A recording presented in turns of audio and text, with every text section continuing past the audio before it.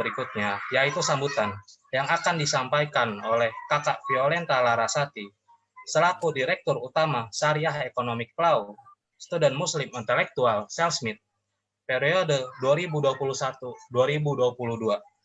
Kepadanya dengan segala hormat, waktu dan tempat kami persilahkan. Bismillahirrahmanirrahim. Assalamualaikum warahmatullahi wabarakatuh. Alhamdulillahirabbil alamin wassalatu wassalamu ala asrofil anbiya'i wal mursalin sayyidina wa maulana Muhammadin wa ala alihi wa sahbihi ajma'in amma ba'du. Yang terhormat segenap Dewan Penasihat dan Dewan Pembina, yang terhormat narasumber kita pada malam hari ini yaitu Kakak Muhammad Kamal Ihsan LC, yang terhormat tamu undangan dari UIN Maulana Malik Ibrahim Malang, yang terhormat tamu undangan dari UIN Raden Fatah Palembang, yang terhormat tamu undangan IAIN Dato Karama Palu Sulawesi, dan yang terhormat segenap keluarga besar Selsmith serta audiens yang berbahagia. Puji syukur kehadirat Allah Subhanahu wa Ta'ala yang telah memberikan nikmatnya serta karunia-Nya sehingga kita dapat berkumpul di majelis ilmu ini yang insya Allah diberkahi oleh Allah.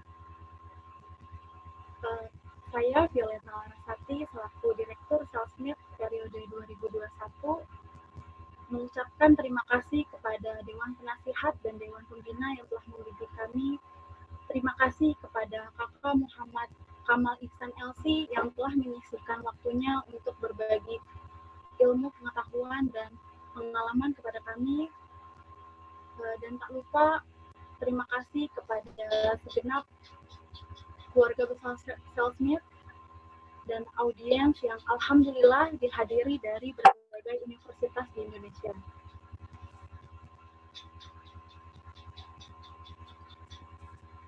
Untuk diketahui teman-teman, Selsmith ialah lembaga kajian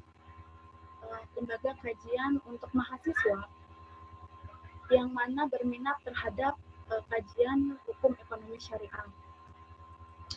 Dan alhamdulillah webinar kali ini merupakan program kerja pertama Selsmith di periode 2021 ini.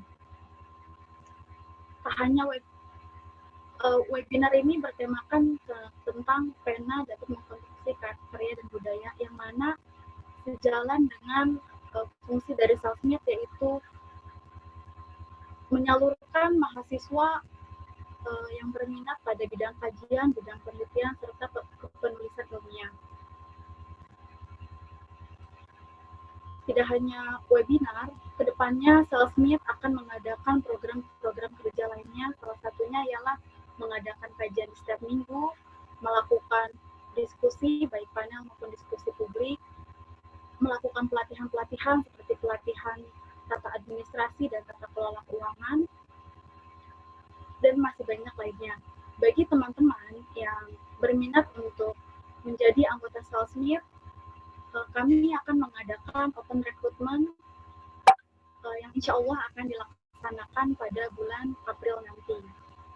Syarat dari rekrutmen tersebut salah satunya ialah mengikuti 3 kali kajian. Jadi bagi teman-teman yang sudah mengikuti kajian kali ini dan berminat menjadi anggota Selsmith, bisa mengikuti 2 kali kajian lagi agar bisa mendaftar di open recruitment Selsmith.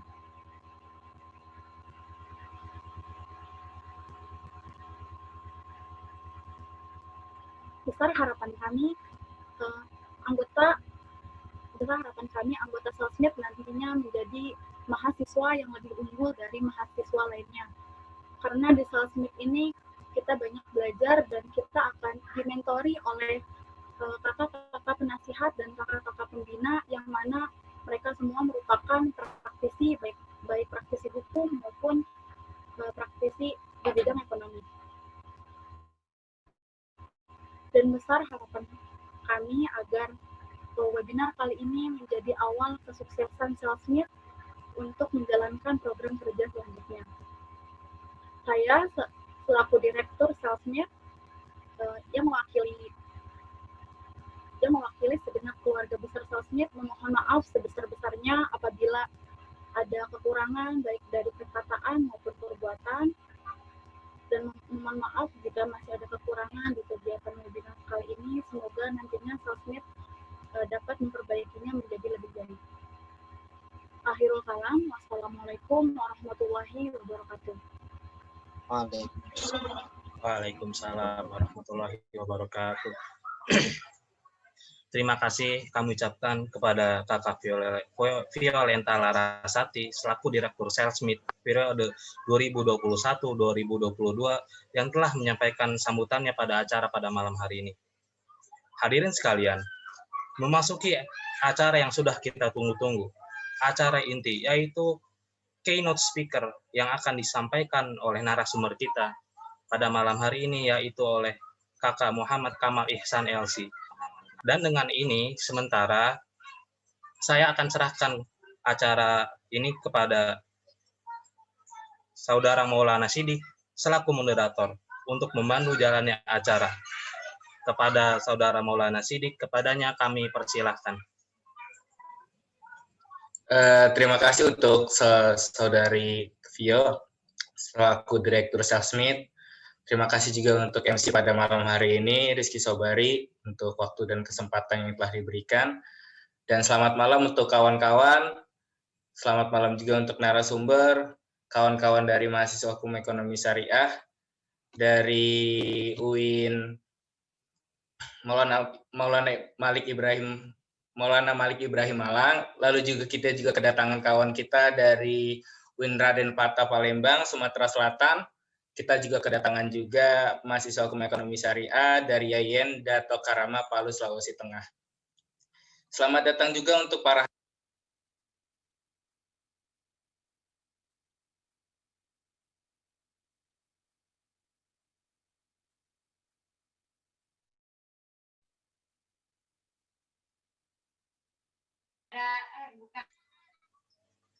Mohon maaf, Kak Sidik, suaranya hilang ya? Mohon maaf, suaranya hilang.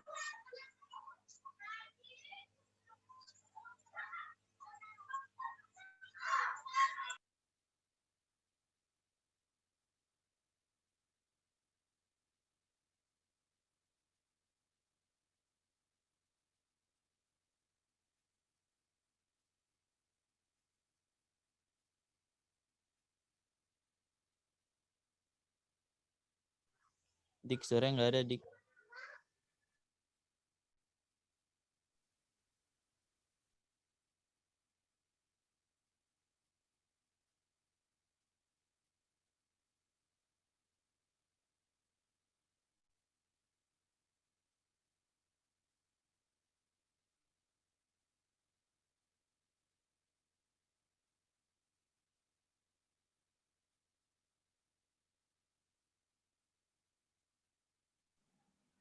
Sidik, minta maaf suaranya hilang, masih nggak ada.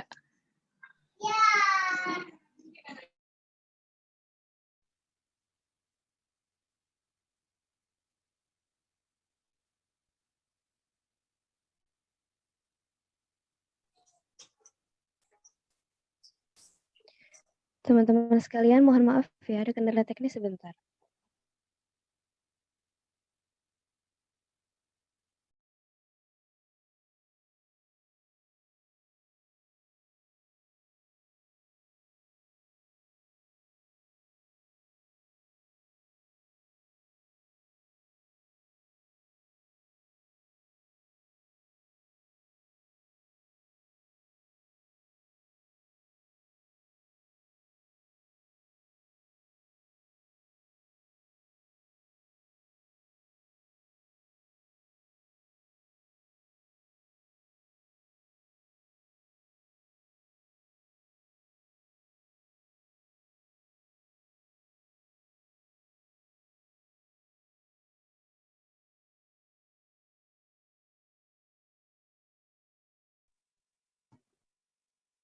Oke, Assalamualaikum warahmatullahi wabarakatuh.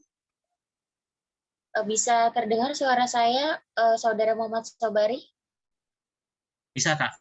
Bisa terdengar. Kencang nggak suaranya? Kencang. Jelas kok. Kencang ya? Ya. Mohon maaf, karena moderator satu sedang ada kendala, saya ambil alih sebelumnya ya. Mohon izin, Kak. Baik, selamat datang kepada segenap peserta webinar Salesmeet, webinar kepenulisan. Terima kasih atas sambutan yang telah disampaikan oleh Direktur Utama Salesmeet, Saudari Violenta Larasati. Selamat datang kami ucapkan kepada segenap pembina, juga Dewan Penasihat. Untuk mempersingkat waktu, kita akan segera memulai sesi yang telah kita tunggu-tunggu, yakni webinar kepenulisan dengan tema Pena Mampu Mengkonstruksi Karya dan Budaya. Mohon izin Kak Muhammad Kamal Ihsan untuk membacakan CV. Silakan. Halo, Assalamualaikum Kak Ihsan. Ya, Apa suara silakan. saya terdengar? Oke, silakan.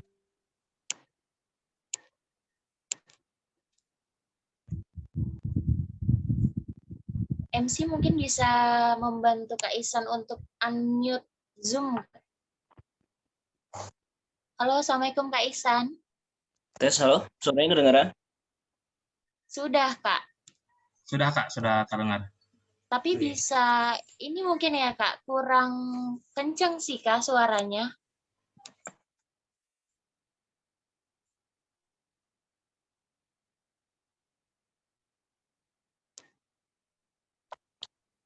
Oke, silakan dilanjutkan nanti, Bapak.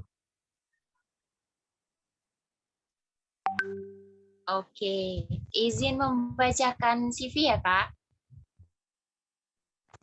Oke, silakan.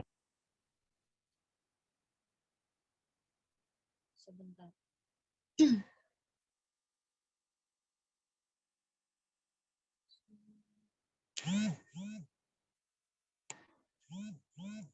Baik, pemateri kita malam ini bernama lengkap Muhammad Kamal Ihsan LC, terlahir di Banjarmasin 12 Agustus 1994, jenjang pendidikan Magister Faculty of Cultural Science, Gajah Mada University Yogyakarta, Magister Faculty of Usuluddin, Al-Azhar University Egypt, Bachelor Degree, Al-Azhar University Egypt, Pondok Asyazili Litahfidzil Quran Indonesia Malang, Pondok Modern Darussalam Gontor Indonesia, kemudian pengalaman organisasi, drafting recommendation to the Ministry of Foreign Affairs of the Republic of Indonesia as a result of the EEL Week PPI World 2020 event in the drafting team. Then, Grammar Coordinator and Strategic Study Editor of World Indonesian Student Society, Coordinator of the International Benua Student Association, and then mentor and speaker for Master Degree Scholarship Hunter event, Board of Trustee of Egypt Student Information, Coordinator for Middle East Journalistic and Communication, Bureau of World Indonesian Student Society, PPI. And then Board of Trustee, IKPM Cairo branch, and the achievement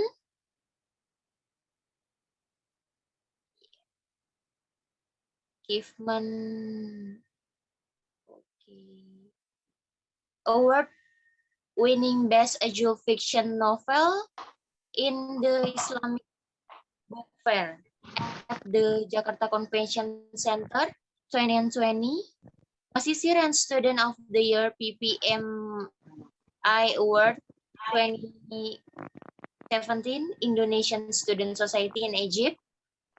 And then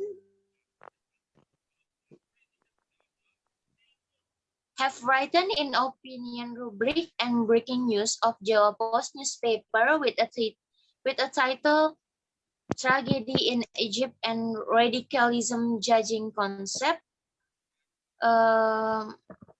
and work and activities experience as keynote speaker in National Motivation Seminar at Win Antasari Banjarmasin, keynote speaker in Learning from Public Figures, Youth and Reflection in Millennial Era with Student Society of Banjarmasin and Anak Kota Forum.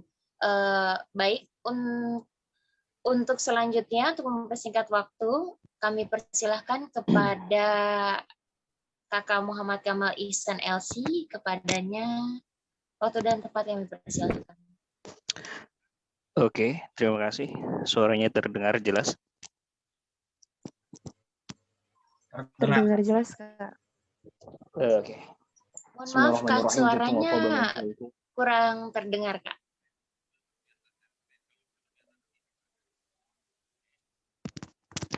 Tes, masih kurang terdengar? Udah jelas, Kak. Oke. Sudah jelas, Kak. Lanjut ya. Bismillahirrahmanirrahim. Tibtum wa taba mansyaukum wa tabawwa'tum minal jannati manzila wa jama'ana Allah wa iyyakum al habibil mustafa fil firdausil a'la innahu ni'mal maula. Bismillahirrahmanirrahim. Assalamualaikum warahmatullahi wabarakatuh. Waalaikumsalam Waalaikumsalam warahmatullahi wabarakatuh. Alhamdulillahilladzi hadana bi'abdihil mukhtari man da'ana ilaihi bil idni wa qad nadana. Labbaika ya man dallana wa hadana sallallahu barikal ladzi bikum syaffa khasana wa habana wa ma'alikal athhar ma'dini sirrikal asma fa musafuna najati himana ma ba'du. Alhamdulillah, suatu kesyukuran pada malam yang berbahagia ini di Sayyidul Ayyam ya, di hari Jumat yang penuh keberkahan. Pada malam hari ini menjadi suatu kesyukuran bagi kakak sendiri bisa bertemu dengan teman-teman rekan sejawat semuanya. Dan insya Allah sama-sama kita niatkan, sama-sama kita ikhtiarkan, ini adalah jalan kita untuk sama-sama belajar, jalan kita sama-sama untuk saling berdiskusi, untuk sharing ya. Karena kakak yakin di forum ini tentu pasti banyak yang lebih berpengalaman, banyak yang lebih mempunyai pengetahuan dan juga wawasan lebih dari kakak.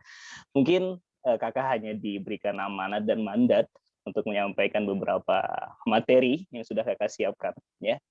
Sebelumnya kakak ucapkan salam hormat dan juga salam takzim kakak kepada seluruh pengurus L-Smith dan juga kawan-kawan semua di seluruh Indonesia ya, kawan-kawan mahasiswa dimanapun kalian berada. Oke, pada malam hari ini tentu menjadi malam yang sangat-sangat menarik ya, karena selain kita bisa bertemu dan juga bisa bertatap muka di media Zoom ini, malamnya juga akan sama-sama membahas ya sedikit banyak tentang dunia sastra pada umumnya, tentang literasi dan juga tentang bagaimana urgensi, fungsi, pengaruh dari karya sastra, bahasa, kata-kata, diksi, pena, tulisan, naskah yang kita jadikan sebagai media itu bisa mempengaruhi atau bisa mengkonstruksi yang namanya suatu karya atau bahkan mengkonstruksi sebuah peradaban ya. Kakak izin pada malam hari ini ya, supaya nggak terlalu membosankan juga, karena nanti mungkin kalian akan terlalu jenuh dengan temanya, makanya nanti kakak selipkan sedikit materi tentang kepenulisan ya. Kakak pengen banget ya, setiap forum yang kakak datengin atau setiap forum yang kakak ikutin, kakak sangat ingin mengajak teman-teman semuanya atau menghimbau, bukan menghimbau sih ya bahasanya itu, menyarankan teman-teman semua untuk mulai berkarya ya. Makanya nanti kakak juga ingin sharing sedikit ya tentang pengalaman step by stepnya, langkah-langkah gimana sih caranya membuat buku, gimana sih caranya membuat novel ya, entah dalam non fiksi atau fiksi ya. Nanti kita akan belajar sedikit step by stepnya, sehingga nanti kalian selain dapat pelajaran dari apa yang sudah kita jadikan tema pada malam hari ini terkait dengan dunia pena. Kemudian juga nanti insya Allah kakak harap setelah ini kita sama-sama produktif dan sama-sama menghasilkan sebuah karya untuk kebermanfaatan dan juga kemaslahatan kita bersama semuanya. Oke. Bisa dimulai ya dari slide-nya. Tapi sebelum kita mulai, sama-sama kita membaca Al-Basmalah ya. Bismillahirrahmanirrahim. Kita niatkan ini untuk ibadah kita pada malam hari ini. Kita niatkan untuk menuntut ilmu. Kita niatkan untuk sama-sama agar nanti dikenal oleh Allah Subhanahu wa taala di hari kiamat sebagai hamba-hamba Allah yang senantiasa berusaha untuk thalibul ilm, menuntut ilmu.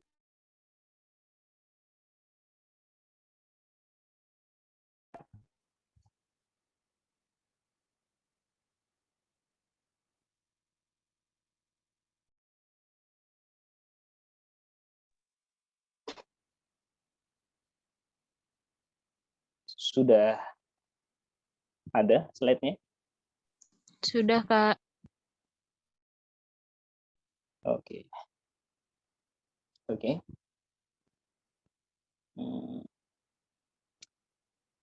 Oke, teman-teman. Bisa langsung masuk ke slide. Oke, next.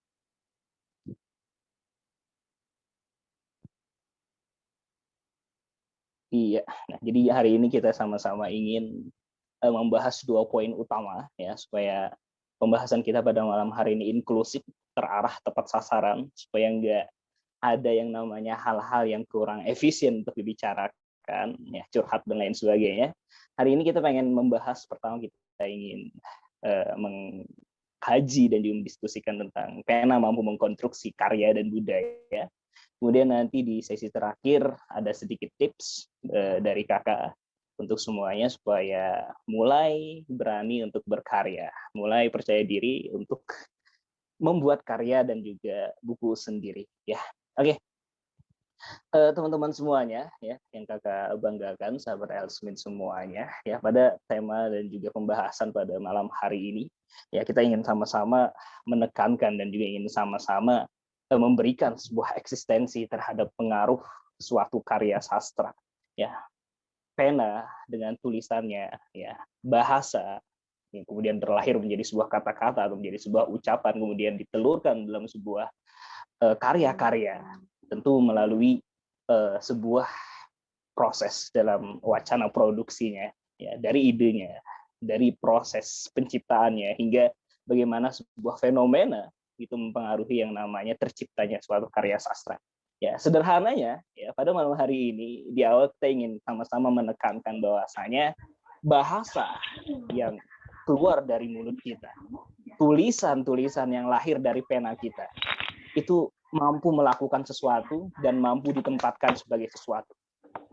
Itu tujuan utamanya kita pada malam hari ini, dan itu pembahasan utama yang ingin kita sama-sama tekankan eksistensinya dan sama-sama kita pahami ya, bahwasanya bahasa yang keluar dari mulut kita, kata-kata, ucapan, kemudian tulisan-tulisan yang lahir dari goresan tangan kita, aksara-aksara yang lahir dari pena kita, itu mampu ditempatkan sebagai sesuatu dan mampu melakukan sesuatu.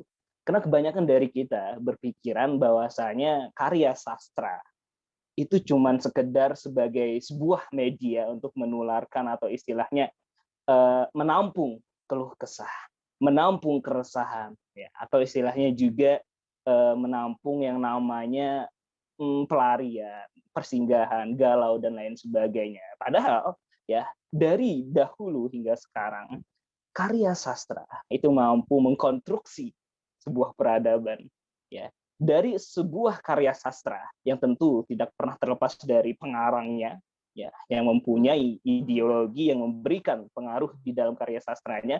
Kemudian karya sastra ini sendiri mampu memberikan yang namanya pengaruh, inspirasi untuk sebuah revolusi, sebuah reformasi atau untuk sebuah perubahan. Ya, dalam teori sastra ini sering kita sebut sebagai teorinya Gramsci, di mana hegemoni sebuah karya sastra itu mampu mempengaruhi lingkungan yang ada di sekitarnya. Sastra, kata sastrawan kita, sastrawan senior kita, Bung Agus Nur mengatakan bahwasanya media yang paling tepat, media yang paling efektif untuk menangkap dan juga merekam, menyimpan suatu fenomena yang terjadi di dunia, khususnya di Indonesia, adalah karya-karya sastra. Maka salah kalau kita beranggapan bahwasanya karya sastra yang lahir dari tulisan-tulisan tangan kita, ya, yang lahir dari serapan-serapan bahasa dan juga untayan kata-kata yang kita lahirkan, itu cuma sekedar suatu media hiburan. Itu salah besar. Ya, karena dari dahulu hingga zaman sekarang, ya, dari zamannya William Shakespeare, dari zamannya Najib Mahfud hingga saat ini, dari zamannya Prabu Dianantatur, dari zamannya Khairil Anwar hingga saat ini, eksistensi karya sastra itu mampu yang namanya membangun sebuah peradaban, membangun sebuah yang namanya perubahan, ya, entah dari segi ideologi atau segi bagaimana cara menjalankan sebuah kehidupan. Oke, kita bahas, ya, kita akan sama-sama bahas sedikit tentang materi itu, ya. Insya Allah nggak terlalu lama, ya, karena aku tahu kalian juga udah kuliah, ya, online, capek, ya, penat, dan kadang juga nggak masuk, jadi ya nggak usah terlalu lama, ya. 15 menit cukup lah untuk kita membahas tema ini. Ya, nanti kita lebih ke sharing dan juga lebih ke tanya jawab, ya, semuanya, ya. Oke, next, silakan Kak, slide selanjutnya.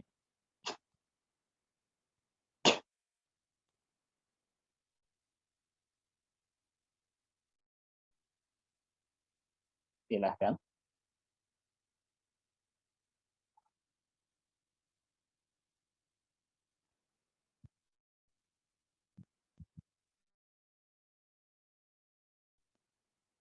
Oke. Kita mulai dengan sedikit fakta sejarah, teman-teman.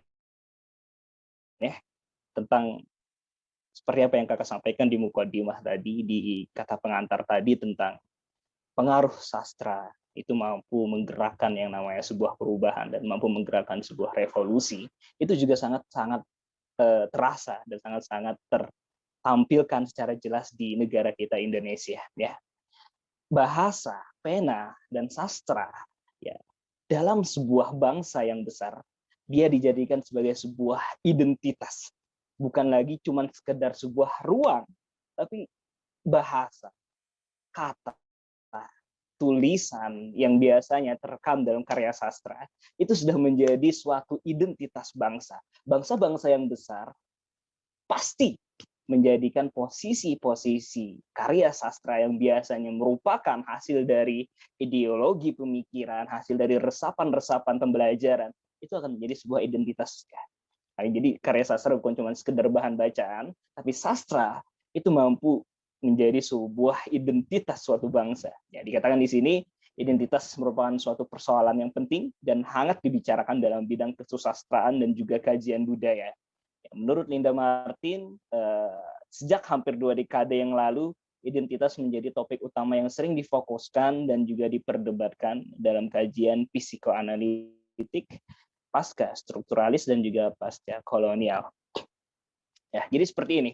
Ya, ada 3 kata kunci di sini: malu, rendah diri, kaburnya identitas. Ya, kita berbicara tentang bagaimana sebuah karya sastra itu menjelma menjadi suatu kekuatan ketika sebuah negara harus dijajah secara ideologi, harus dijajah secara materi, dan harus dijajah secara lahiriah dan batiniahnya oleh suatu bangsa. Ya, di sini Kakak katakan ada kata malu, rendah diri, dan kaburnya identitas. Ya, ini berbicara tentang zaman kolonialisme, ya, di mana pada waktu itu, pada saat itu kita sama-sama tahu bahwasanya bangsa Indonesia dijajah oleh yang namanya Hindia Belanda hampir 350 tahun. Ya, tempo yang lama, durasi yang selama itu, ya, memberikan yang namanya tekanan, memberikan yang namanya suatu intimidasi terhadap pribumi. Pribumi di sini adalah kita semua. Ya, banyak dari kita yang akhirnya silau dengan identitas bangsa lain, banyak dari masyarakat kita pada zaman itu yang akhirnya lupa, malu, minder dengan budayanya sendiri.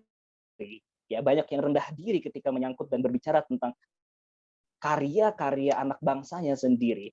Itu adalah hal yang wajar karena memang pada dasarnya ketika suatu negara menjajah, ya, negara yang dijajah itu tentu tidak hanya cuma sekedar menjajah dan istilahnya cuma mengambil rempah-rempahnya atau mengambil apa yang dipunya oleh negara tersebut, tapi sebuah negara ketika melakukan ekspedisi penjajahan tentu juga menularkan yang namanya ideologi, tentu juga menularkan yang namanya pengaruh, ya, termasuk di sini yang namanya budaya. Nah, hingga pada akhirnya negara kita sendiri itu merasa minder, ya, berada pada tahapan di mana sudah berada di tingkatan rendah diri dengan karya-karya anak bangsa sendiri, dengan budaya sendiri. Ya, maka ya setelah itu akhirnya yang terjadi apa? Kaburnya identitas. Ya, identitas bangsa sudah tidak jelas, ya. Ya, dari bahasa, dari cara berpakaian dan lain sebagainya, seakan-akan pribumi kita waktu itu sudah kehilangan identitas. Nah, kemudian setelah ada masa di mana kita merasa malu, merasa rendah diri, dan juga kehilangan identitas, akhirnya kita masuk ke tahap selanjutnya. Next, silahkan. Nah, ya, untungnya ya, ada tekad untuk berubah, dan ada para pemuda-pemuda kita, bangsa Indonesia waktu itu. Ya, semangat kebangsaan yang berhasil dibangun dan juga dicetuskan oleh kalangan pemuda pribumi di Hindia Belanda berhasil diraih dan akhirnya dinyatakan sebagai sebuah kebulatan tekad oleh pemuda-pemudi Indonesia untuk berubah, untuk melakukan perlawanan. Ya, akhirnya kita kenal yang namanya Sumpah Pemuda 1928. Ya, akhirnya di sana mulai ada yang namanya ekstensi bahasa. Ya, ada yang namanya Sumpah Pemuda di mana yang salah satu yang ditekankan adalah bahwasanya bahasa kita satu, bahasa Indonesia. Ada usaha holistik ya untuk menemukan kembali identitas bangsa kita. Ada usaha holistik untuk menemukan kembali siapa sih orang Indonesia, siapa sih bangsa Indonesia itu, ya. Karena ketika kita berbicara tentang karya sastra dan juga kita berbicara tentang pengaruh karya sastra untuk sebuah peradaban, yaitu bukan cuma sekedar membahas tentang identitas individual pengarangnya, tapi juga membahas tentang identitas suatu bangsa pada saat itu. Maka pencarian identitas negara dan bangsa dapat diraih kembali salah satu medianya, salah satu alatnya untuk meraih kembali identitas itu adalah bahasa dan juga sastra, ya, serta kebudayaan sebuah masyarakat, ya. Ada pemuda yang mempunyai semangat, mempunyai tekad, akhirnya mereka mencetuskan yang namanya untuk menggali lagi identitas yang mereka miliki, ada usaha holistik, ada pendekatan secara persuasif, akhirnya digunakanlah media-media, digunakanlah wadah-wadah, salah satunya adalah menggunakan bahasa dan juga menggunakan karya-karya sastra. Next, silakan selanjutnya.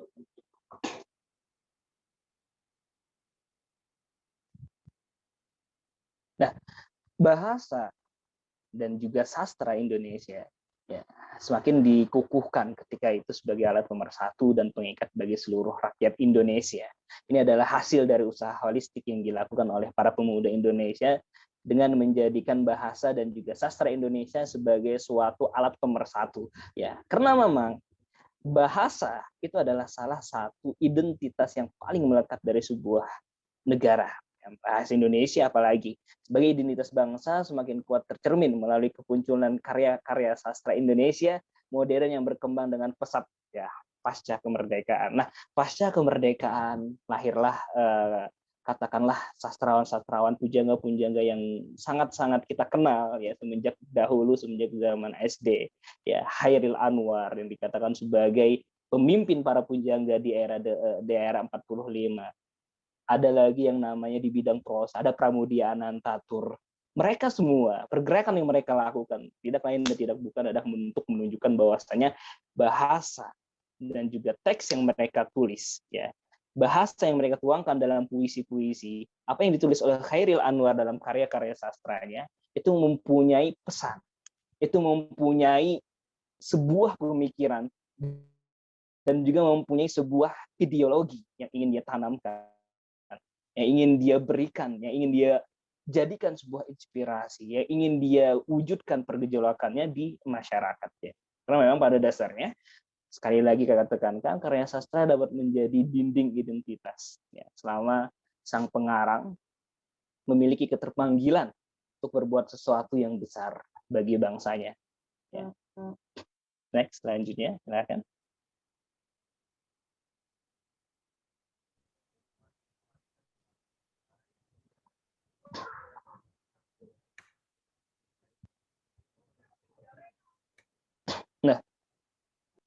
Maka sering kita mendengar perkataan Suji Kausum Bahri dalam sebuah kata-kata. Beliau sering mengatakan bahwasanya dengan karyanya seseorang pengarang itu menorehkan identitas dirinya. Ketika seorang pengarang menorehkan identitas dirinya, ia juga telah menorehkan identitas bangsanya. Ya, jadi sastra memberikan ruang yang di dalamnya ada yang namanya penemuan identitas suatu bangsa dapat kita temukan. Ya, kalau kalian lihat di sini karya sastra daerah itu, apalagi pada masa perpindahan dari zaman penjajahan menuju pada zaman pasca kemerdekaan, kemudian masuk ke zaman Orde Baru, ya kita sering melihat bagaimana tokoh-tokoh sastra, tokoh-tokoh budayawan Indonesia dengan kata-katanya, dengan untayan-untayan pembakar semangatnya, ya itu mampu memberikan yang namanya suatu sumbangsih semangat, mampu memberikan sumbangsih pergerakan untuk masyarakat pada waktu itu. Ya, karya sastra seperti puisi, misalnya mengandung lirik-lirik yang personal dan indah serta menginspirasi lahirnya revolusi dan pergerakan. Seperti yang kakak sebutkan di awal tadi, katakanlah seperti puisi-puisi yang diberikan oleh Khairil Anwar, ini tulis oleh Khairil Anwar, ya Abdul Hadi, ya Subagio Sastrowardoyo, Wiji Tukul, ya kalau yang di era-era seperti yang baru kita rasakan almarhum Sapardi, kemudian juga Gunawan Muhammad, ya. Beberapa puisi Taufik Ismail, MH Ainun Najib, ya, Dezawawi, dan lain-lain melalui karya-karyanya mereka menawarkan sumber-sumber kearifan lokal, yaitu tasawuf dan mistisisme sebagai kerangka dasar keindahan puisi karya. Ya, jadi ya sastrawan, budayawan, para pelakunya itu tidak hanya menjadikan karya sastra sebagai sebuah bahan bacaan, sebagai media hiburan, enggak, ya. Tapi karya sastra, pena, tulisan itu adalah sumber atau istilahnya menjadi sumber inspirasi atau menjadi wadah bagi para penulis, para pelaku sastra, para pelaku budaya untuk menyimpan yang namanya ide-ide, untuk menyimpan yang namanya wacana-wacana, untuk menyimpan yang namanya maklumat-maklumat, pengetahuan, wawasan, dan lain sebagainya. Seperti apa yang dilakukan oleh katakanlah Cak Nur, ya, dengan yang identik dengan yang namanya puisi-puisi tasawufnya. Katakanlah juga kayak Taufik Ismail yang kental dengan kearifan lokal dan juga mistisismenya. Ya. Ada lagi kalau kita pernah baca tetraloginya Pramudia Anantatur, ya. Ya, dengan demikian pula juga kita membaca kembali tetralogi karya Pramudia Anantatur, ya, Bumi Manusia, Anak Semua Bangsa, Jalan Lurus, Rumah Kaca, maka akan kita temukan isu-isu yang dimuat di dalamnya tidak terbatas pada persoalan suatu bangsa.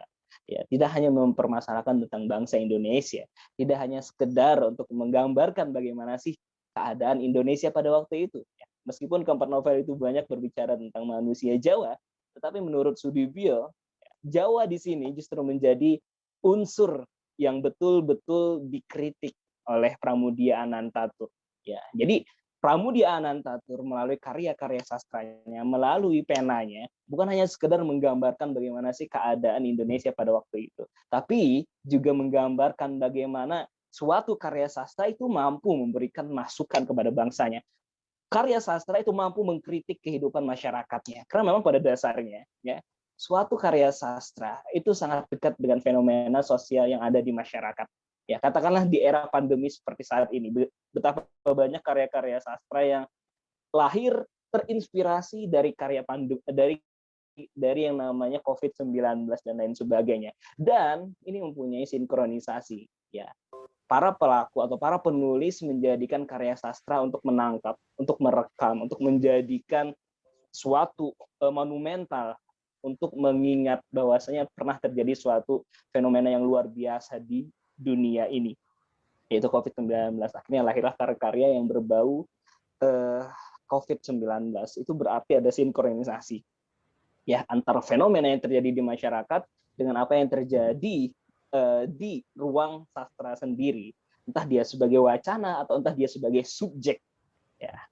Nah, kalau kita berbicara lagi tentang bagaimana sih kata, bagaimana sih pena mampu mempengaruhi yang namanya suatu peradaban, nggak usah jauh-jauh lah, ada yang namanya Prabunia Anantatur. Kalau yang level internasional katakanlah William Shakespeare dengan Romeo dan Juliet-nya, bahkan William Shakespeare yang hidup pada zaman Elizabeth I, James I pada tahun abad 16 sampai sekarang ya. Apa yang dia rintis, apa yang dia susun di awal itu masih dipakai sebagai sebuah identitas literatur Eropa ya. Najib Mahfud ya. Najib Mahfud itu orang Arab pertama yang mendapatkan penghargaan Nobel ya, Nobel sastra waktu itu lewat trilogi Kairo-nya ya. Najib Mahfud ini adalah contoh yang sangat dekat ya dengan saya waktu itu ketika saya di Mesir selama 4 tahun, sama hampir 4 tahun di sana. Selama itu juga saya berulang kali nulis buku, mampir di kafenya beliau, di kafenya Najib Mahfud ya. Semua barang-barangnya ada juga istilahnya seperti museum yang ada di kafe tersebut, dan saya lihat sendiri bagaimana pengaruh Najib Mahfud terhadap lingkungan dan bagaimana pengaruh Najib Mahfud terhadap masyarakat, terutama wanita ya. Dulu di Mesir ya, pada era tahun 1950 ke bawah dan awal-awal Mesir membangun peradaban barunya ya, wanita tertindas di sana ya. Wanita dipandang rendah, bahkan ada yang namanya diceritakan dalam novel trilogi Kairo itu yang mengatakan bahwasanya wanita hanya mampu melihat dunia itu cuma melewati jendela-jendela kamar. Bagi wanita-wanita Mesir pada waktu itu, kaul suami atau perkataan suami itu adalah perkataan Tuhan ya. Maka apa yang dilakukan terhadap patriarki itu, patriarkinya sangat kuat banget ya. Ada yang namanya emansipasi wanita, bagaimana wanita-wanita Mesir tertindas. Maka lahirlah Najib Mahfud setelah melihat fenomena seperti itu yang dekat dengan lingkungannya. Akhirnya dia membuat sebuah karya, dia membuat sebuah novel menyuarakan, yang menginspirasi wanita-wanita Mesir bahwasanya wanita Mesir layak untuk mendapatkan pendidikan. Wanita Mesir berhak untuk menyuarakan yang namanya kesetaraan dan juga berhak untuk mendapatkan kesejahteraan sama dengan laki-laki. Dan itu juga sesuai dengan apa yang dikatakan oleh Rancière dalam teorinya ya. Laki-laki kah, perempuan kah, selama dia mempunyai istilahnya yang namanya kemampuan untuk berpikir intelektual yang sama, itulah yang namanya kesetaraan akan diberlakukan, entah dia laki-laki atau entah dia perempuan ya. Maka dari Najib Mahfud, dari William Shakespeare kita bisa sama-sama belajar dan kita bisa sama-sama melihat bahwasanya dari zaman dahulu ya, dari berbagai periode perpindahan zaman, dari berbagai perpindahan era ya, karya sastra benar-benar sudah mampu menancapkan eksistensinya, bukan cuma sekedar eksistensi secara eksklusif untuk sastra itu sendiri, tapi juga memberikan pengaruh terhadap lingkungan, bahkan memberikan pengaruh terhadap peradaban dunia pada waktu itu. Next, selanjutnya.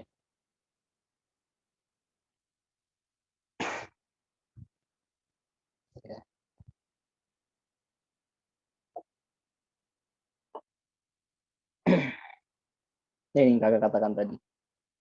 Ya, pengaruh karya Shakespeare pada dunia literatur.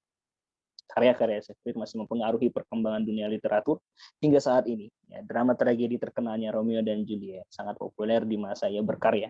Karena pada saat itu belum ada drama romantis yang bercampur tragedi seperti itu. Jadi cerita mengenai penggabungan antara romantisme dengan tragedi ini masih banyak dicontoh oleh penulis masa kini. Dan padahal William Shakespeare itu adalah seorang sastrawan pada abad ke-16 dan gaya kepenulisannya, karakteristik tokoh yang digunakannya, alur bahasa sampai genrenya itu masih dipakai oleh penulis ternama sekarang ya. Penulisan Shakespeare yang masih menggunakan bahasa Inggris klasik juga menjadi acuan dalam modernisasi literatur Inggris yang kini sedang digunakan. Selanjutnya.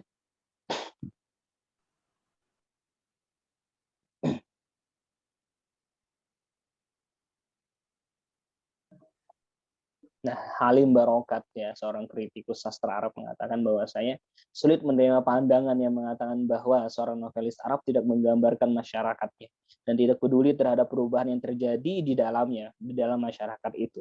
Selanjutnya dia mengatakan bahwa novelis Arab kontemporer dapat dikatakan sebagai agen perubahan sosial. Mereka tidak cukup hanya dilihat sebagai pengamat yang objektif dari pencerminan realitas, dan salah satu sasaran awam yang begitu peduli dengan nasib masyarakat dan berupaya mengangkat isu-isu terkait kesetaraan atau keresahan-keresahan yang dirasakan oleh orang-orang setempat, lalu menuliskannya dalam karya-karyanya adalah Najib Mahfud. Ya. Ini adalah bukti bahwasanya karya sastra itu mampu berbicara. Karya sastra mampu melakukan sesuatu dan mampu ditempatkan sebagai sesuatu. Dan pernah anggap remeh dan juga pandang sebelah mata apa yang kita tulis, ya. Apa yang kita jadikan diksi, susunan-susunan huruf, susunan-susunan kalimat yang kita rangkai, jangan pernah dianggap remeh, jangan pernah dianggap sebelah mata, ya. Karena kita tidak akan pernah tahu, ya, kata-kata mana, huruf apa, ya, diksi mana yang akan menjadi inspirasi bagi orang lain untuk jadi lebih baik, ya. Diksi mana yang akan menjadi alasan bagi orang lain untuk berubah, ya, untuk menjadi lebih baik. Ya, makanya dari saat ini, ya, teman-teman semuanya, kita sama-sama menyepakati, ya, bahwasanya apa yang kita tulis melalui karya-karya sastra dari zaman dahulu hingga zaman sekarang akan selalu mempunyai pengaruh dan juga eksistensi, ya, terhadap perkembangan dan juga perkembangan suatu peradaban. Karena pada dasarnya karya sastra itu betul-betul menjadi sebuah media yang paling tepat untuk menangkap dan juga untuk menyimpan fenomena-fenomena sosial yang terjadi di masyarakat dari dahulu hingga saat ini. Ya, itu yang kakak sampaikan di poin pertama. Ya, sudah pas 15 menit. Ya, setelah ini mungkin diskusi, nanti setelah diskusi itu bisa masuk ke sharing tentang kepenulisan. Ya, terima kasih atas perhatiannya. Ya, mohon maaf kalau dalam penyampaian masih banyak hal yang salah dan juga banyak tutur kata yang kurang jelas. Ya, terima kasih. Assalamualaikum warahmatullahi wabarakatuh. Waalaikumsalam warahmatullahi wabarakatuh.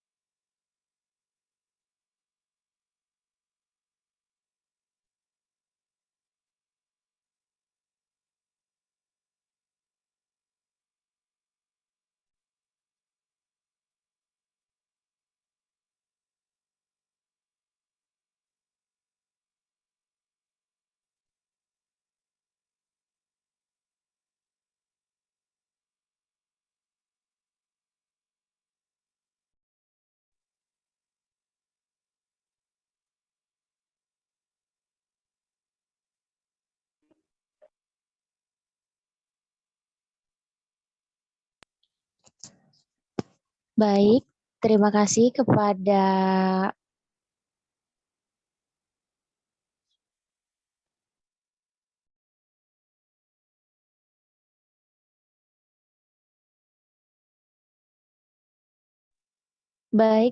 kepada Kakak Muhammad Kamal Ihsan LC atas pemaparannya. Sekarang kita akan masuk ke termin tanya jawab ya. Di Zoom ini ada pilihan untuk raise hand. Yang ingin bertanya boleh mengaktifkan raise hand-nya. Mau berapa orang dulu, Kak?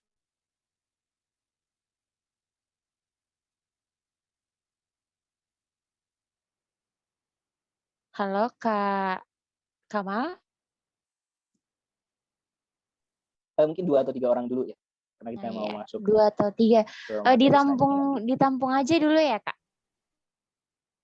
Oh, boleh. Boleh. Oh iya. Silahkan para peserta, gak usah malu-malu. Yang mau nanya silahkan. Atau langsung open mic, boleh.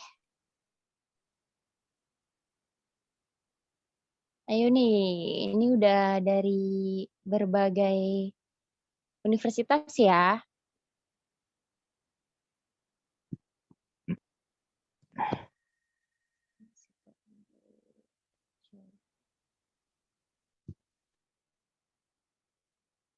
Atau sebelum ada peserta yang nanya, saya izin bertanya dulu ya, Kak? Saya nggak apa-apa. Boleh silakan. Kalau nggak ada yang nanya, nggak apa-apa, kita masuk ke materi selanjutnya kalau salah. Oh begitu. Oh, berarti jadi kalau nggak ada pertanyaan, nggak usah dipaksa-paksakan ada pertanyaan. Pertanyaannya harus sesuai tadi materi yang kakak kasih atau gimana nih? Oh nggak harus sih. Yang penting masih berhubungan ya dengan sastra, dengan literasi. Iya, dengan tema. Tapi Kak, memang ada berapa sesi lagi Kak yang mau kakak sampaikan malam ini? Masih ada satu sesi lagi sih. Mungkin sekitar 15 menit. Oh gitu. Cukup, atau kita lanjut. Oh itu ada yang nanya Kak. Oke, saya bacakan ya Kak. Dari Saudari Rian Wulandari, Winsyarif Hidayatullah, Jakarta. Kak, gimana sih caranya supaya nggak insecure dengan tulisan orang lain? Karena seringkali saya ngerasa tulisan saya itu nggak bagus kalau lihat tulisan yang lebih bagus. Terima kasih. Gitu Kak, ini dari anak hukum ekonomi syariah. Silahkan Kak. Itu pertanyaan bagus ya, pertanyaan luar biasa. Dan pertanyaan itu terkait dengan materi kakak di materi kedua, jadi kita bisa langsung masuk ke materinya biar kita juga mempersingkat waktu. Baik Kak. Sudah jam berapa sekarang? Sekarang jam 8.36 ya Kak. Silahkan Kak. Jadi bisa masuk ke materi. Kakak minta tolong slide-nya yang satunya lagi. Iya, Saudara Alam, operator, bisa dibantu?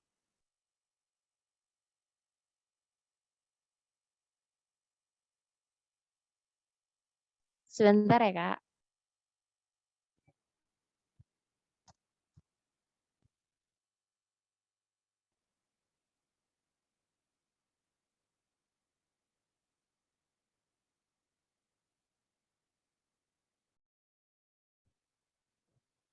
Masih PPT yang tadi atau melanjutkan slide apa atau ada PPT yang baru, Kak? Kakak kan ngirim 2 slide ya? Apa masuk slide satunya? Ada 2 ya? Kirimnya sudah, Kak. Sudah. Oh, sudah ya? Iya, sedang diusahakan sebentar ya, Kak ya. Oke.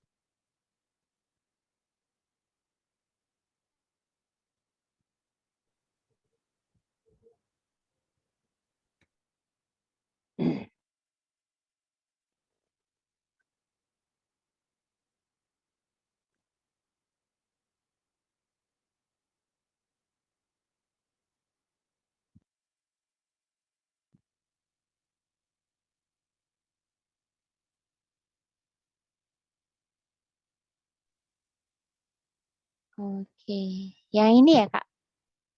Iya, betul. Oke, ya kita lanjut ke materi kedua. Ya, kakak harap teman-teman belum ngantuk ya. Masih pagi ya, masih jam 8:30 ya.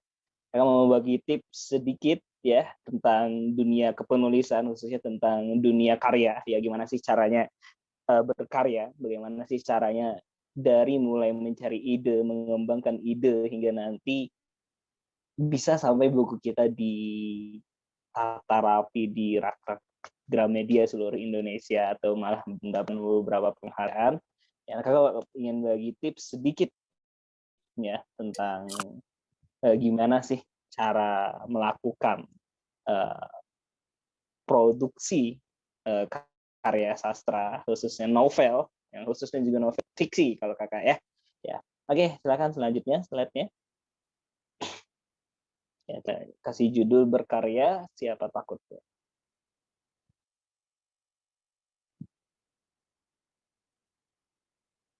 Oke, nah tadi karena memang sudah terkait dengan pertanyaan dari Saudari Rini tadi ya, dan makanya kita langsung mulai ke materi selanjutnya. Ya, ini, ya. Ada 3 hal yang ingin kakak sampaikan di awal terkait dengan tulis menulis ya. Pertama, ya bisa dilihat ini gambar kakak tahun kemarin ya, tahun kemarin pas banget tahun 2020 tanggal 1 Maret, berarti udah hampir 1 tahun. Kejadian luar biasa ini, momentum bersejarah dalam hidup kakak terjadi. Ya, kakak sebagai pemula pada waktu itu, sebagai penulis yang baru terjun dalam dunia tulis menulis, ya pada waktu itu mendapatkan sebuah kejutan, ya mendapatkan sebuah achievement atau reward yang kakak dapatkan. Sampai saat ini kakak masih kaget, sampai kakak masih merasa nggak percaya ternyata kakak bisa mendapatkan penghargaan ini, ya Islamic Book Fair itu.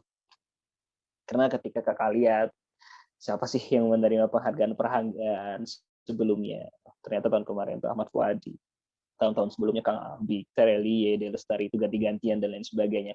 Tahun 2020 ternyata yang mendapatkan penghargaan ini adalah seorang penulis muda, Hangka. Masih banyak yang belum kenal dan masih banyak yang belum tahu, bahkan penulisnya sendiri kaget ya ketika mendapatkan penghargaan ini. Ya, tapi ada 3 hal yang ingin kakak sampaikan dari pengalaman yang kakak dapatkan, pengalaman yang kakak rasakan. Pertama, kakak selalu beranggapan bahwasanya hal terpenting ketika kita sudah secara profesional terjun dalam dunia seperti ini, pertama kita harus betul-betul fokus dengan kemampuan dan juga kelebihan yang kita miliki. Tentu ya kemampuan dan juga kelebihan itu akan kita ketahui dan akan kita sadari ketika kita sudah mengenali siapa diri kita, mengenali apa potensi kita, mengenali apa kemampuan kita.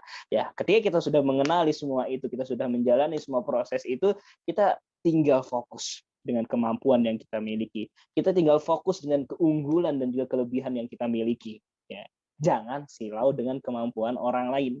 Ya, jangan insecure dengan kesuksesan orang lain. Jangan insecure dengan bentuk sukses orang lain. Jangan insecure dengan tulisan-tulisan orang lain. Ya, karena bentuk sukses orang lain itu berbeda dengan bentuk sukses kita.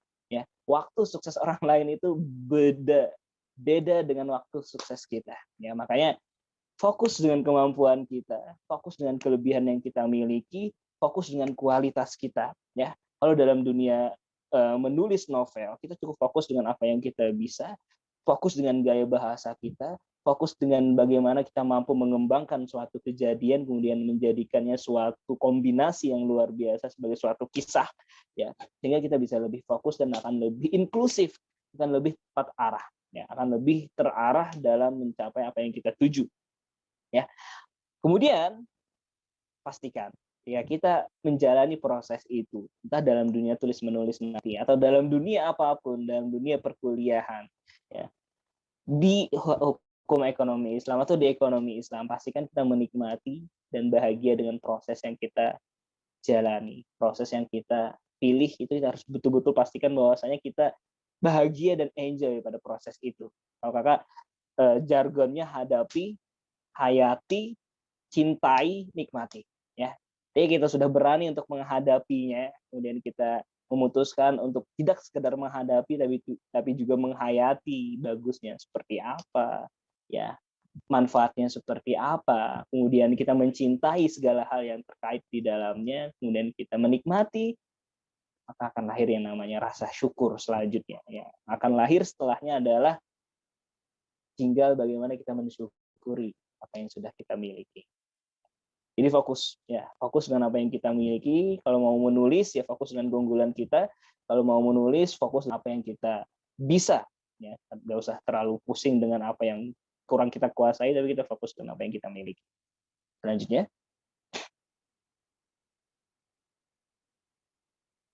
nah, ketika kita memutuskan untuk menjadi seorang penulis atau kita memutuskan untuk nyemplung dalam kolam kepenulisan, atau dalam bidang apapun itu, ada 3 hal yang ingin kakak sampaikan di awal. Ini adalah hal yang paling fundamental. Ini adalah hal yang paling mendasar dalam segala hal. Pertama, kalian harus tanya terlebih dahulu kepada diri kalian sendiri, apa alasannya, apa motivasinya, dan apa komitmennya.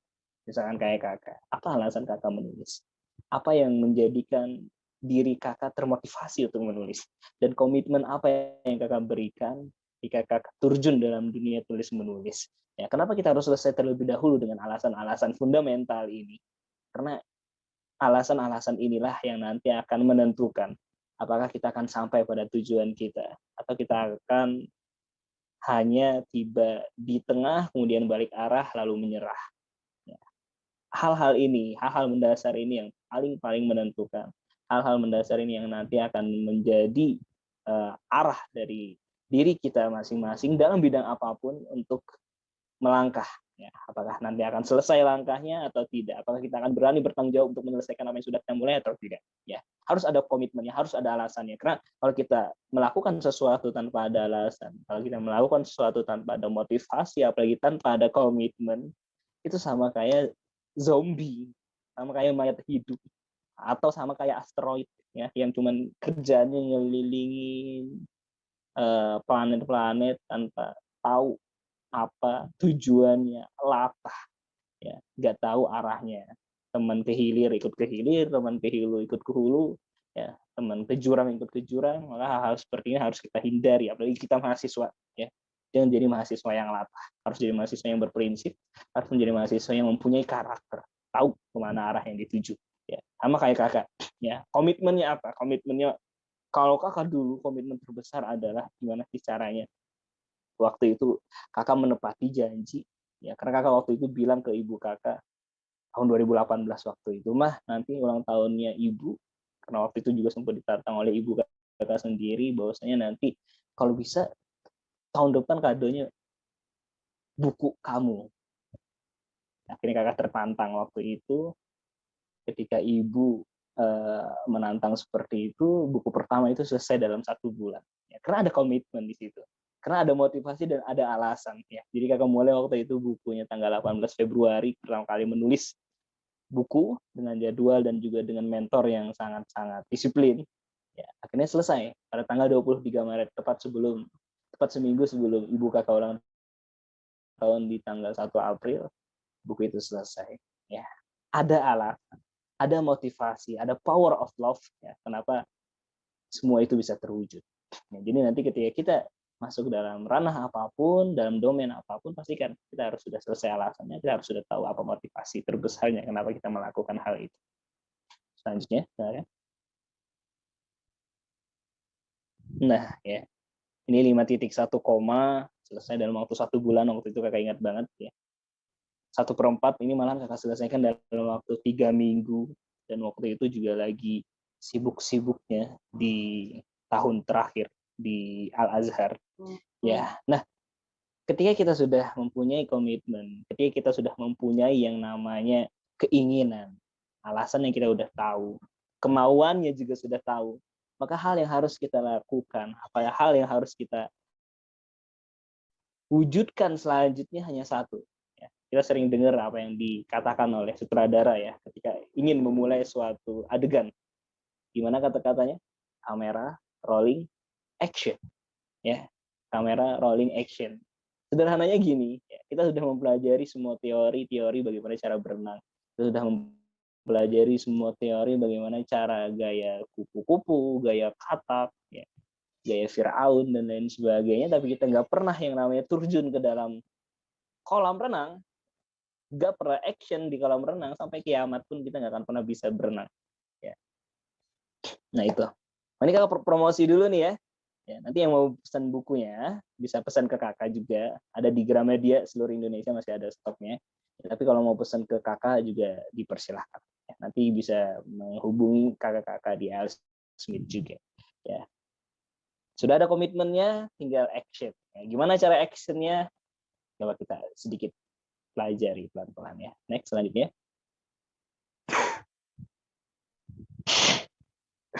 Nah, kakak bikin ini kemarin.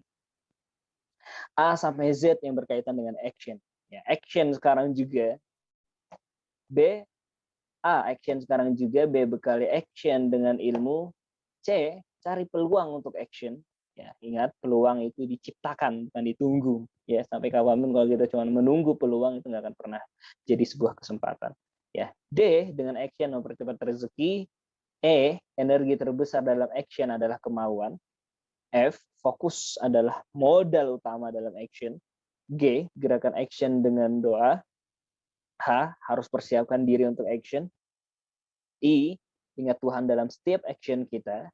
J, jangan menyerah sebelum action. K, kita tergantung action kita. Ya. Selanjutnya, ya, bagaimana kualitas kita, bagaimana harga kita, itu ditentukan oleh diri kita sendiri. L, lingkungan atau habit atau bi'ah itu mempengaruhi yang namanya action kita.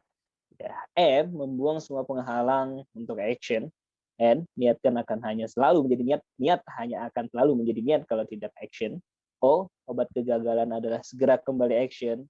P, proses kesuksesan mulai berjalan ketika action. Q, kualitas kemauan dinilai dari kualitas action. R, rahasia sukses hanya diketahui dengan action. S, sukses hanya dapat diraih dengan action. T, tekadkan hati untuk mulai action.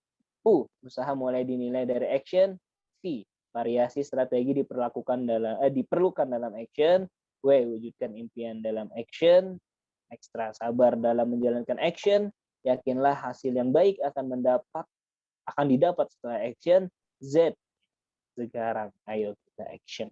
Ya, makanya habis ini sama-sama kita action. Yang ingin jadi penulis sama-sama kita mulai action kita. Ya, selanjutnya, ya, kita masuk ke tips. Ya. Ya, kalau kakak sendiri ngerangkumnya dalam 8 step ya, mungkin bisa kalian catat ya. Pertama kita mencari dan juga mengembangkan ide. Ya. Zaman dahulu, ya, Pramudia Anantatur, ya, Hairil Anwar, itu belum ada internet, ya, belum ada yang namanya jaringan internet. Dengan ide yang terbatas, ya, dengan ide yang sempit. Sesempit itu, ya, beliau-beliau seperti Buya Hamka dan juga sastrawan-sastrawan Indonesia yang dahulu itu mampu mencari dan juga mampu mengembangkan ide. Ya, tentu ya ketika tidak ada yang namanya internet dan lain sebagainya, maka para penulis waktu itu tentu menggunakan yang namanya kemampuan mereka, kepekaan mereka terhadap fenomena yang terjadi di sekitar mereka. Makanya nggak heran kalau zaman dahulu karya sastra itu dijadikan sebagai wadah untuk menampung keresahan dan juga menyuarakan kegelisahan.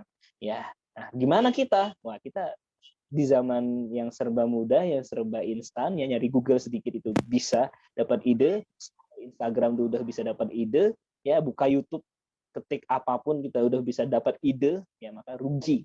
Ya, kalau kita tidak memanfaatkan dan tidak memaksimalkan potensi yang ada. Ya, maka step pertama, jadilah pencari sejati, pencari yang betul-betul serius dalam mengembangkan dan juga menentukan ide. Ya, ide yang baik adalah ide yang istimewa. Ya, ide yang jadi itu tentu baik, tapi ide yang jadi kemudian ide itu istimewa itu lebih luar biasa. Ya, penulis yang bagus, penulis yang istimewa itu selalu datang dengan ide-ide yang berbeda. Ya, kalau ditanya gimana sih penulis yang istimewa? Penulis yang istimewa itu adalah penulis yang datang dengan sudut pandang yang berbeda. Ya, penulis yang ketika ditanyakan tentang sesuatu atau diberikan wawasan atau diberikan gagasan tentang sesuatu, dia datang dengan sudut pandang yang berbeda. Ya, dia datang dengan sudut pandang yang aneh-aneh tapi nggak pernah terpikirkan oleh orang lain. Harus jadi penulisnya seperti itu. Ya, kemudian di step selanjutnya baru kita tentukan passion kita di mana. Kita sudah punya ide, kita sudah punya gambaran kerangka bagaimana kita nanti akan berkembang dan akan berkarya. Baru kalian tentukan, ya, kecondongan kalian lebih kemana? Fiksikah atau non fiksikah? Kedua-duanya mempunyai keunggulan. Kedua-duanya mempunyai yang namanya kelebihan dan juga kekurangan masing-masing. Kalau kakak sekarang jujur lebih pada fiksi. Kenapa? Karena kakak beranggapan bahwasanya kebanyakan dari generasi Z apalagi generasi milenial apalagi itu nggak semua yang mampu menerima pelajaran ketika melalui media atau cara dengan metode ceramah, ya, atau dengan metode kata-kata yang serius, ya, dengan kata-kata yang istilahnya ya katakanlah buku-buku kalau kita mau nyuruh orang sholat duha, kita kasih buku rahasia sholat duha, rahasia sholat tahajud dan lain sebagainya. Banyak orang, banyak kalangan yang nggak ngeh dan nggak mempan ya ilmunya dengan cara yang seperti itu. Ya, makanya kakak melihat ternyata sekarang ini banyak orang yang nyatanya ketika ilmu itu diselipkan dalam sebuah kisah, ketika ilmu itu dijadikan endapan dalam cerita-cerita, dia lebih tergugah, ya. Dia lebih mampu untuk menerima dan juga lebih mampu untuk menangkap pesan yang ada di kata-kata itu. Maka rasa dunia fiksi itu sudah mempunyai potensi tersendiri, sudah mempunyai wadah yang teramat luas untuk kita manfaatkan. Makanya kakak ngajak teman-teman semuanya, daripada nanti ranah fiksi diisi oleh istilahnya dalam artian tulisan-tulisan yang kurang bermanfaat atau tulisan-tulisan yang kurang membangun, lebih baik anak-anak Elsmith, anak-anak UIN yang masuk ke ranah itu. Ya. Kalian punya ilmu apa? Kalian punya wawasan apa? Ayo kita sama-sama jadikan kisah, ayo kita sama-sama jadikan suatu cerita, sehingga akan lebih banyak yang terinspirasi. Ya, kemudian selanjutnya, nah ini yang penting ya, membuat outline ya. Seseorang ada kata mahfuzatnya itu ya, anak gontor ya. Kalau ada anak gontor di sini pasti tahu mansaro ala darbi wasola ya. Siapa yang tahu jalannya itu pasti akan sampai ya. Siapa yang sudah tahu gimana lika-liku perjalanan yang akan dia jalani, dia sudah membaca bagaimana gambaran jalannya, itu pasti akan lebih cepat sampainya dan akan lebih terjamin sampainya. Sama dengan membuat novel. Ya, ketika kita menggunakan kerangka atau outline, entah dalam fiksi atau dalam non-fiksi, kita punya daftar isinya. Kita tahu bagaimana cerita itu bermula. Walaupun secara garis besar outline-nya masih kasar, nggak masalah. Yang penting kita tahu bagaimana cerita itu dimulai. Kemudian kita tahu bagaimana konflik-konflik dimunculkan. Ada yang namanya kerangka konfliknya. Kemudian setelah konflik terjadi ada yang namanya penurunan kisah. Ya, penurunan kisah di sini kemudian masuk ke ending terakhir cerita. Kita buat yang namanya outline untuk alur, kita buat outline untuk tokoh-tokoh yang kita maksimalkan dalam cerita kita. Nah, itu yang namanya outline. Ya, nanti ke depan ini kalian bisa lebih mempelajari bagaimana bentuk outline untuk yang non-fiksi dan bagaimana outline yang fiksi. Ya. Nah, kemudian selanjutnya membuat jadwal kepenulisan. Ya, untuk yang non-fiksi setiap artikelnya dalam daftar isi, untuk yang fiksi setiap babnya itu dibuat jadwal. Ya. Step kelima, mulailah menulis sesuai jadwal. Step keempat, step kelima ini memerlukan satu kunci. Apa itu? Mentor. Ya. Harus ada yang mengawasi kalian. Harus ada yang membimbing kalian. Dalam artian seperti ini, kan selalu menganalogikannya dengan mudah. Bayangkan ketika ada seseorang, ada dua orang pendaki A dan pendaki B, yang akan mendaki Gunung Rinjani. Ya, Gunung Rinjani yang tinggi itu. Si A itu mendaki Gunung Rinjani tanpa ada guide. Si B mendaki Gunung Rinjani dengan didampingi oleh guide yang sudah profesional, yang sudah tahu jurangnya di mana, lubangnya di mana, di sini hutan berbahaya di mana. Ya, sekarang pertanyaannya, ketika dua pendaki ini mendaki Gunung Rinjani, mana yang kemungkinan selamatnya lebih besar? Tentu pendaki yang didampingi oleh guide. Ya, karena pendaki yang didampingi oleh guide itu nggak perlu merasakan terlebih dahulu untuk terjatuh ke dalam lubang, untuk tahu ternyata di sana ada lubang. Ya, pendakinya nggak perlu jatuh ke jurang dulu untuk tahu di mana ada jurang. Ya, dia sudah mempunyai guide, dia bisa tanyakan segala hal terkait dengan apa yang sedang dia ikhtiar guide. Ya, kalau bisa nanti kalian cari mentornya yang dekat kalian, yang juga bisa menulis dan pintar menulis, bahkan yang lebih berpengalaman dalam dunia menulis. Ya, ya. Tugasnya apa? Fungsinya apa? Fungsinya satu, ya, ngawasi kalian. Jadi tempat kalian sharing, membimbing kalian, mengarahkan kalian, tapi jangan tergantung dengan mentor kalian. Mentor kalian fungsinya untuk mengayomi, mentor kalian fungsinya untuk mengawasi. Ya, kemudian masuk ke ranah ke dunia revisi tulisan. Ya, masuk ke ranah revisi tulisan. Kakak selalu berkata kepada teman-teman semuanya bahwasanya nggak pernah ada yang namanya penulis yang gagal. Ya, yang ada hanya penulis yang kurang bertanggung jawab dengan tulisannya.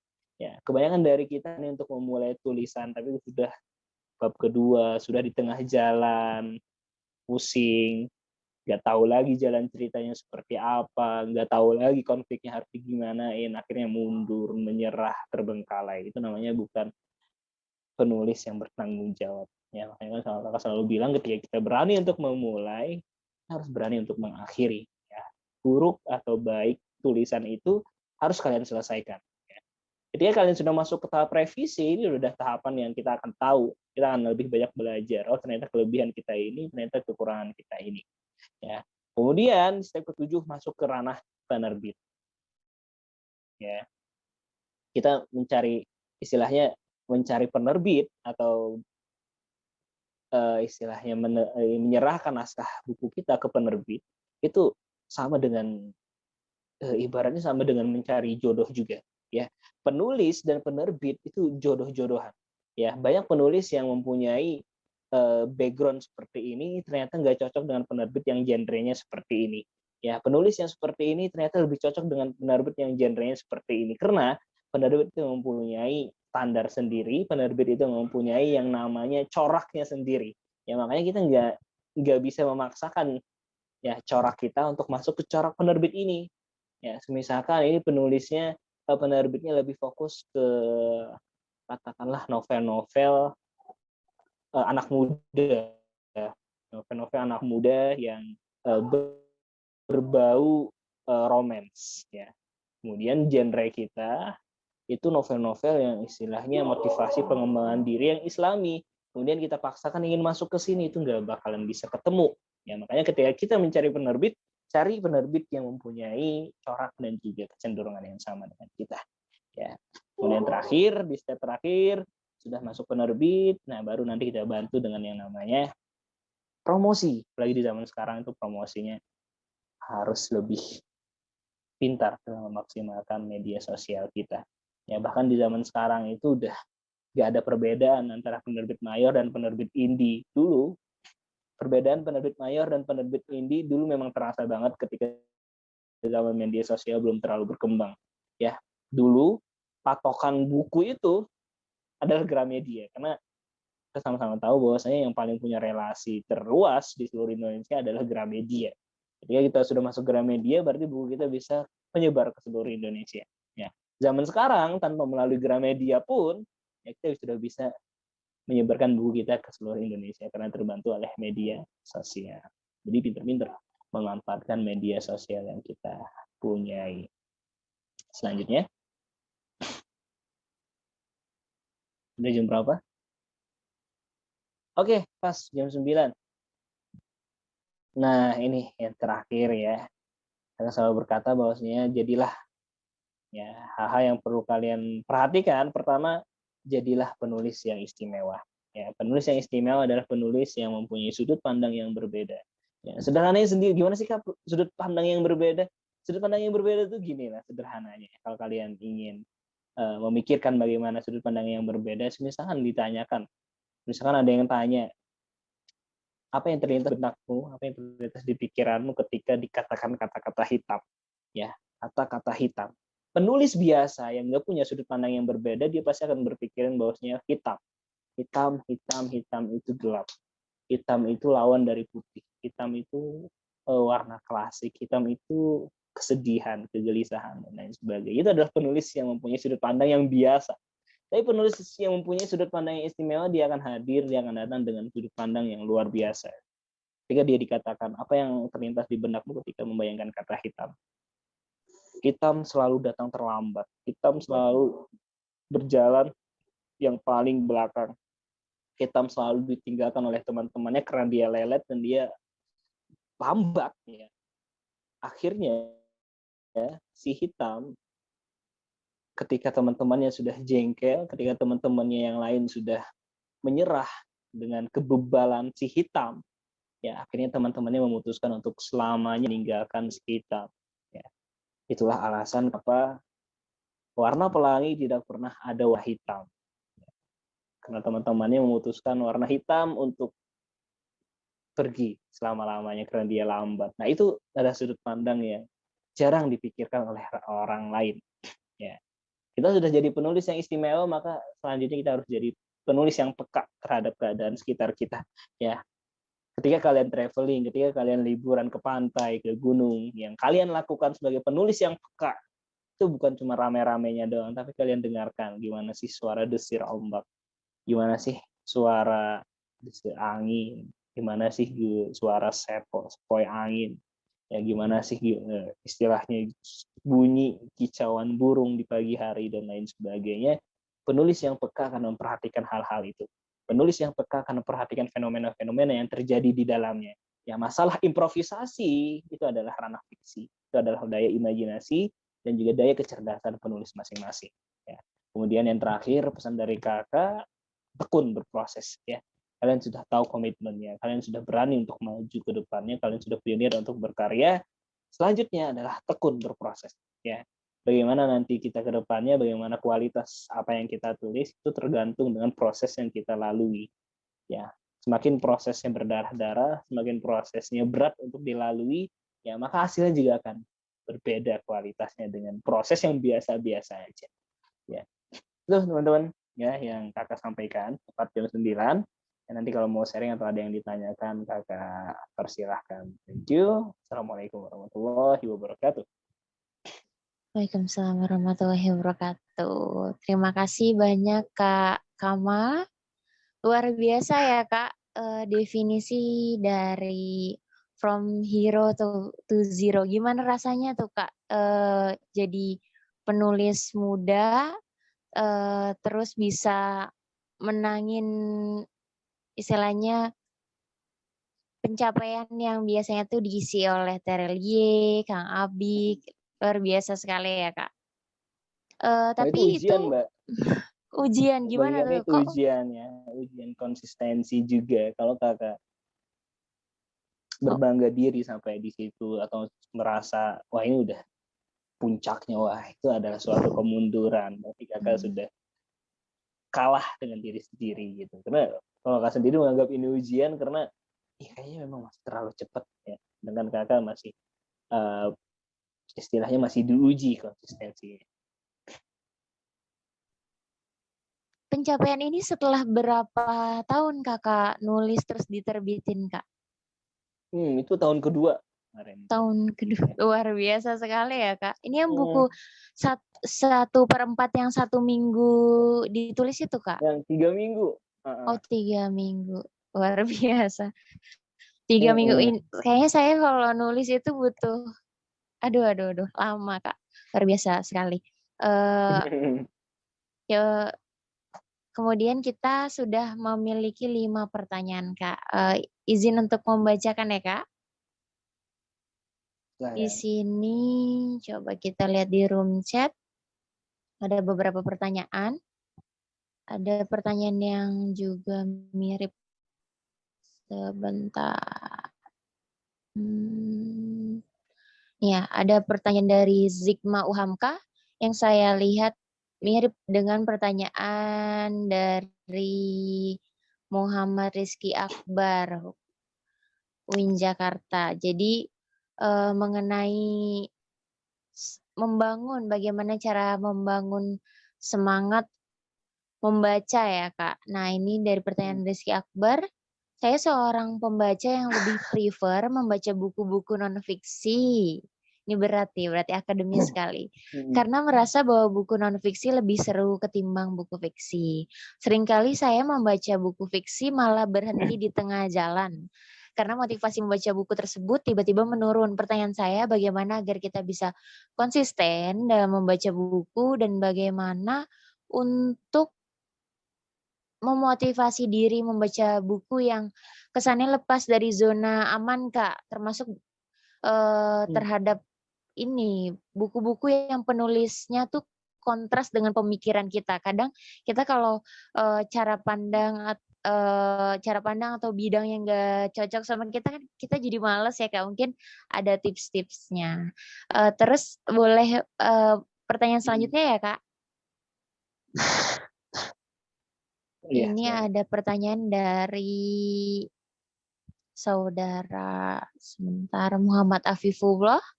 Izin bertanya Kak, bagaimana cara kita menemukan diksi yang pas ketika inspirasi sedang menurun? Apakah ada tips tertentu dalam menghadapi permasalahan ini kalau misalnya moodnya lagi turun Kak? Ini masalah konsistensi ya. Kemudian ini ada pertanyaan dari saudara Hafiz Sultan. Saya seorang yang senang sharing pengalaman Dan juga merasa ketika bercerita saya bisa menarik perhatian orang lain untuk mendengar cerita saya.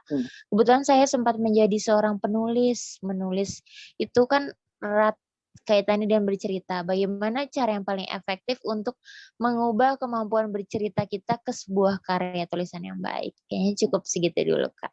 Terima kasih. Silakan, Kak.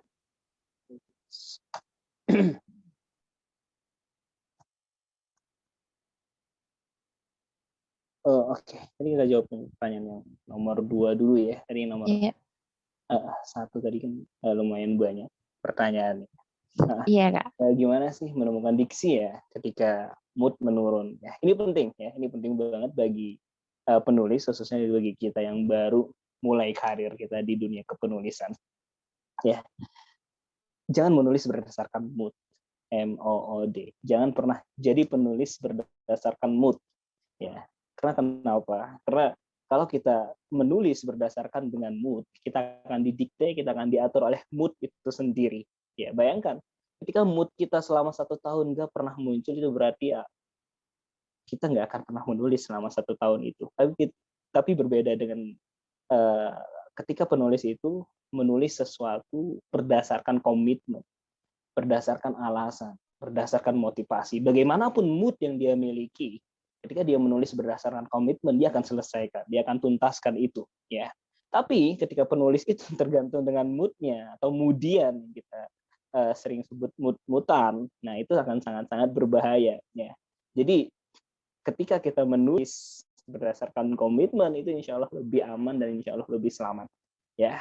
Nah, kemudian gimana cara menggunakan diksi dan juga bagaimana cara menentukan diksi yang tepat, ya, bahkan ketika mood kita sedang lagi gundah atau mood kita lagi senang dan lain sebagainya. Kan selalu seperti ini ya kepada teman-teman yang lain, bahwasanya ketika kita jadi penulis itu kadang kita dituntut menjadi orang yang munafik.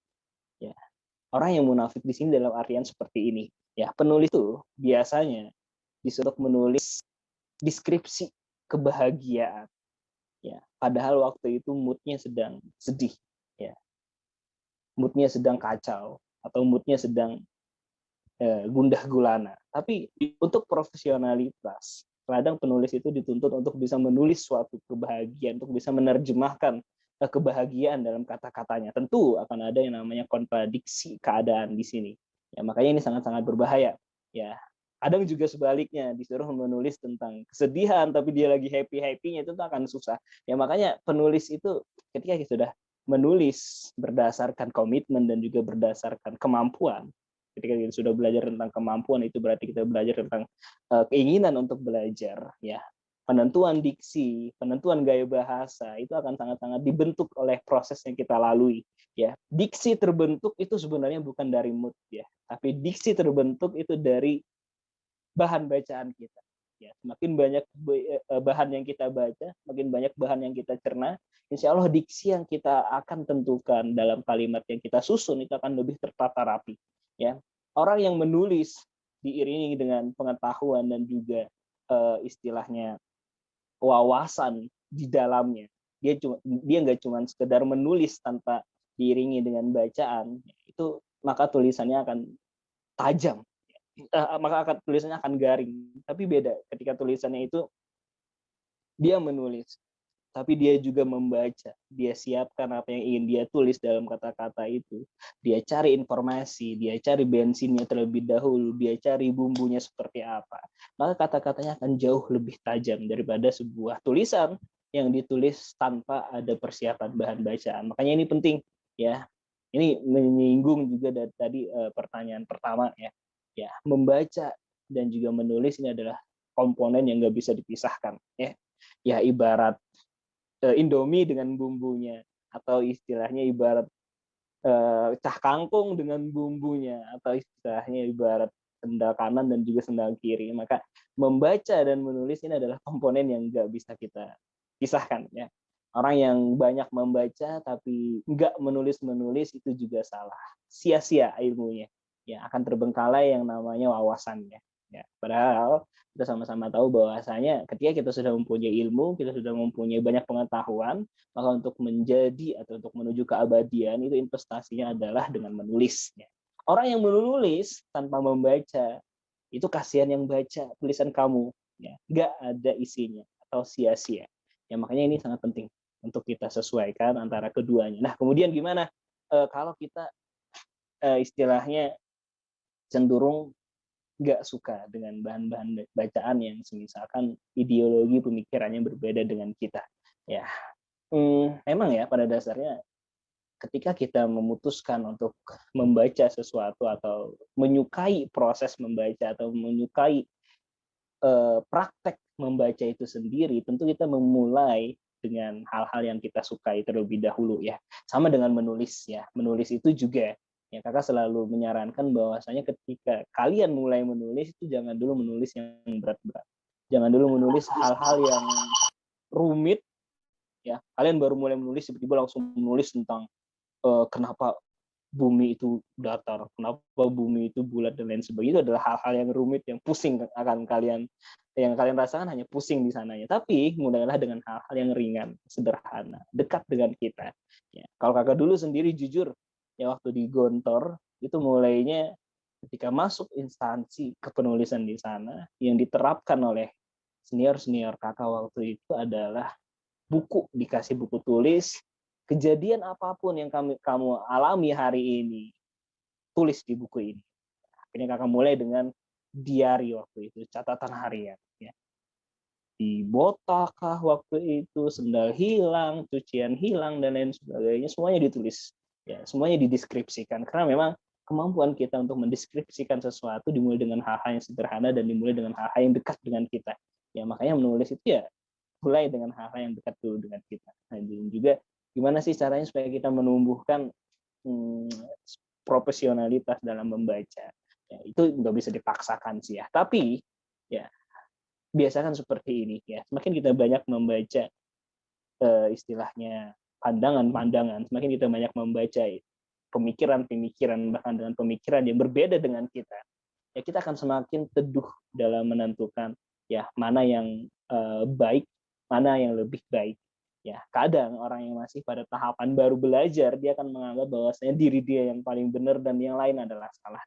Beda dengan orang yang sudah semakin banyak membaca, semakin banyak diskusi, semakin banyak mendengar, oh ternyata ada, kalau dalam mazhab fikih, oh ternyata ada pendapat ini, oh ternyata ada pendapat ini, oh ternyata di negara ini seperti ini culture-nya, keadaannya seperti ini, beda dengan keadaan seperti ini. Ketika dia sudah mengetahui keadaan seperti itu, maka pikirannya akan lebih terbuka untuk menanggapi perbedaan-perbedaan yang ada, termasuk ya, kita membaca tadi. Ya, nah, kemudian yang terakhir tadi ya, saya pencerita yang baik, ya, apakah bisa jadi penulis yang baik juga? Ya, ini sangat-sangat memungkinkan ya, sangat-sangat bisa, karena memang pastinya kebanyakan penulis yang baik itu adalah pembicara yang baik, ya, kebanyakan ya.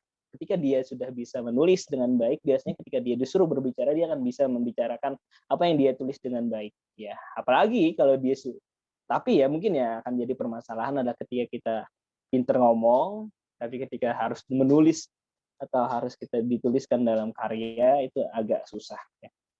Maka ya kalau saran kakak sendiri, mulailah dengan istilahnya apa ya, kalau dalam orang-orang ada ya, kalau kalian pernah lihat orang-orang stand up comedy ya, mereka itu ketika mau berbicara apa semuanya ditulis, itu namanya skrip ya, itu yang namanya skenario.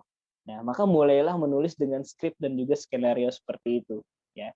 Ketika kalian sudah merasa bahwa kalian sebagai pencerita yang baik, penutur yang baik, ya gimana caranya supaya jadi penulis yang baik, apa yang ingin kalian katakan pada momen itu, tulis semuanya. Ya nggak masalah kalau kalian nggak hafalkan, yang penting kalian tahu ya, poin-poin yang ingin kalian sampaikan pada waktu itu. Ya itu aja mungkin yang kakak tangkap tadi dari 3 pertanyaan. Ya. Serahkan lagi ke moderator, silakan. Baik, terima kasih Kak. Ini ada, coba kita lihat. Ada satu pertanyaan lagi ya Kak, dari Umar Tohan Al-Ahgaf. Jauh nih Kak, universitasnya dari Yaman. Izin bertanya Kak, apakah penulisan terjemah suatu buku dari bahasa asing ke bahasa lokal, kemudian dikembangkan dengan gaya pribadi, apakah disebut sebagai karya sastra, dan bagaimana pendapat Kakak? Terima kasih. Oke. Sebenarnya itu ada itu ya, sebenarnya dalam dunia akademisi model-model seperti itu biasanya kita sebut sebagai filolog ya. Ilmu filologi ya, ilmu filologi itu adalah ilmu yang istilahnya mempelajari tentang naskah-naskah turos, naskah-naskah lama atau manuskrip-manuskrip lama yang biasanya sudah istilahnya, apalagi biasanya kalau manuskrip sekarang ini, manuskrip yang paling banyak kan ada di Mesir sama di Turki ya. Biasanya ya buku-buku yang ingin diterjemahkan atau buku-buku yang diterjemahkan atau buku-buku yang sudah menjadi bentuk fisik di zaman sekarang itu adalah manuskrip-manuskrip yang sudah dianalisa dan sudah ditahqiq sampai 3 tahapan. Nah, biasanya buku-buku ini itu ada manuskrip aslinya. Ya, manuskrip aslinya itu dalam ilmu filolog ya, dia dikatakan sebagai beta 1 atau manuskrip yang asli ditulis oleh penulisnya sendiri, katakanlah ya, bukunya usul fiknya Imam Syafi'i ya, ditulis oleh tangan Imam Syafi'i sendiri. Setelah itu akan ada fase-fase selanjutnya, ada fase-fase modifikasi, kodifikasi dan lain sebagainya. Nah, kalau sesi dalam filolog sendiri ya, sesi terjemahan itu juga ada ya. Ada sesi tahapan pertama, itu kita akan mempunyai namanya manuskrip asli naskahnya. Ya, kemudian kita masuk ke ranah tahap kedua, kita akan mentahqiq atau istilahnya akan menganalisa atau melatinkan terlebih dahulu apa manuskrip yang sudah kita miliki. Setelah dilatinkan baru diterjemahkan ke bahasa yang ingin kita tuju.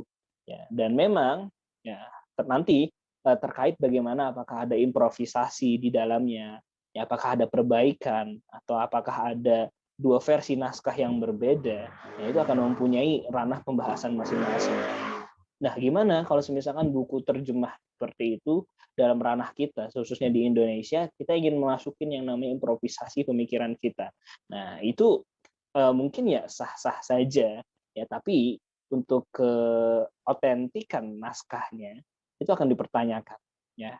Kecuali kita bisa secara gamblang dan secara terus terang, secara transparan menjelaskan bahwasanya naskah ini itu enggak 100% otentik pendapat penulis, karena di sini ada pendapat kita. Maka hal itu mungkin kalau menurut Kakak ya diperbolehkan. Yang penting kita secara transparan sudah menyampaikan bahwasanya karya ini adalah campuran dari pendapat kita dan juga pendapat penulis. Ya. Karena kebanyakan zaman sekarang ya, ketika dia mengambil buku terjemah, ya misalkan dia ngambil manuskrip dari Mesir, kemudian dia terjemahkan dalam bahasa Indonesia. Kebanyakan sekarang itu malah dia ikut campur dengan pemikirannya. Artinya dia hapus beberapa yang dia nggak setuju atau dia hapus beberapa yang dia nggak sukai, itu banyak terjadi di zaman sekarang. Ya. Dan makanya untuk menghindari seperti itu, alangkah baiknya kita fokus dengan keautentikan naskah yang ada. Ya, seperti itu. Ya.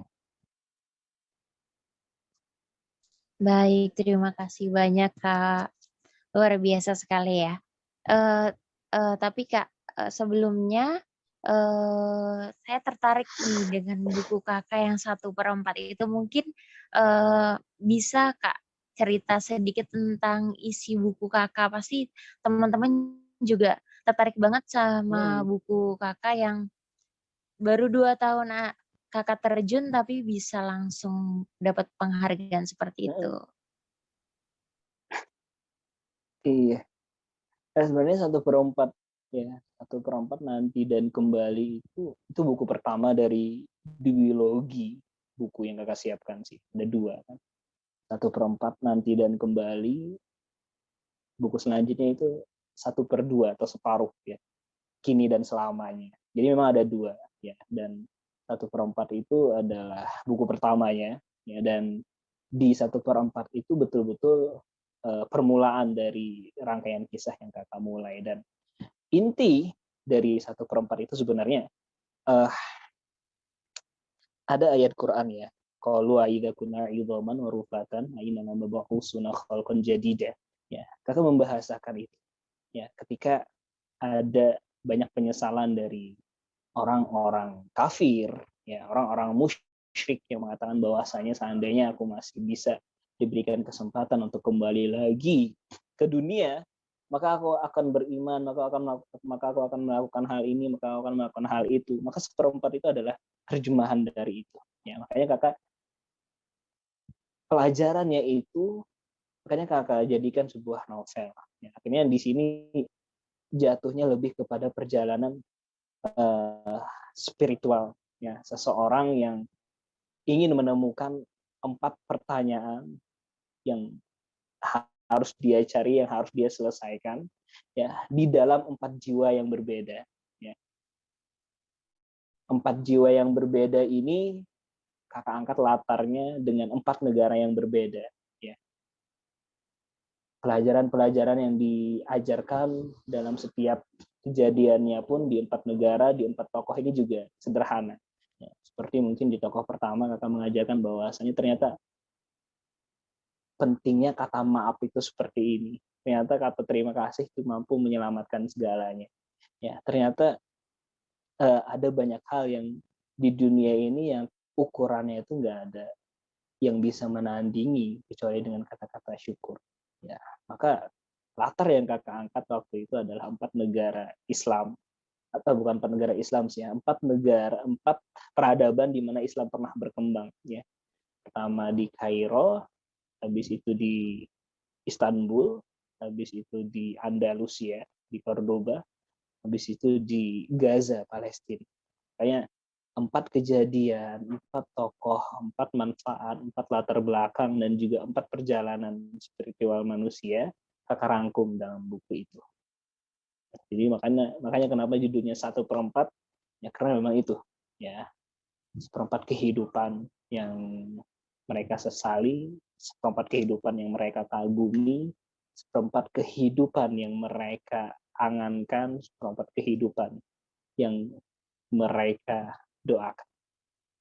Jadi secara garis besar 1/4 itu ceritanya seperti itu, dan penyelesaiannya itu nanti ada di buku lanjutan dari 1/4.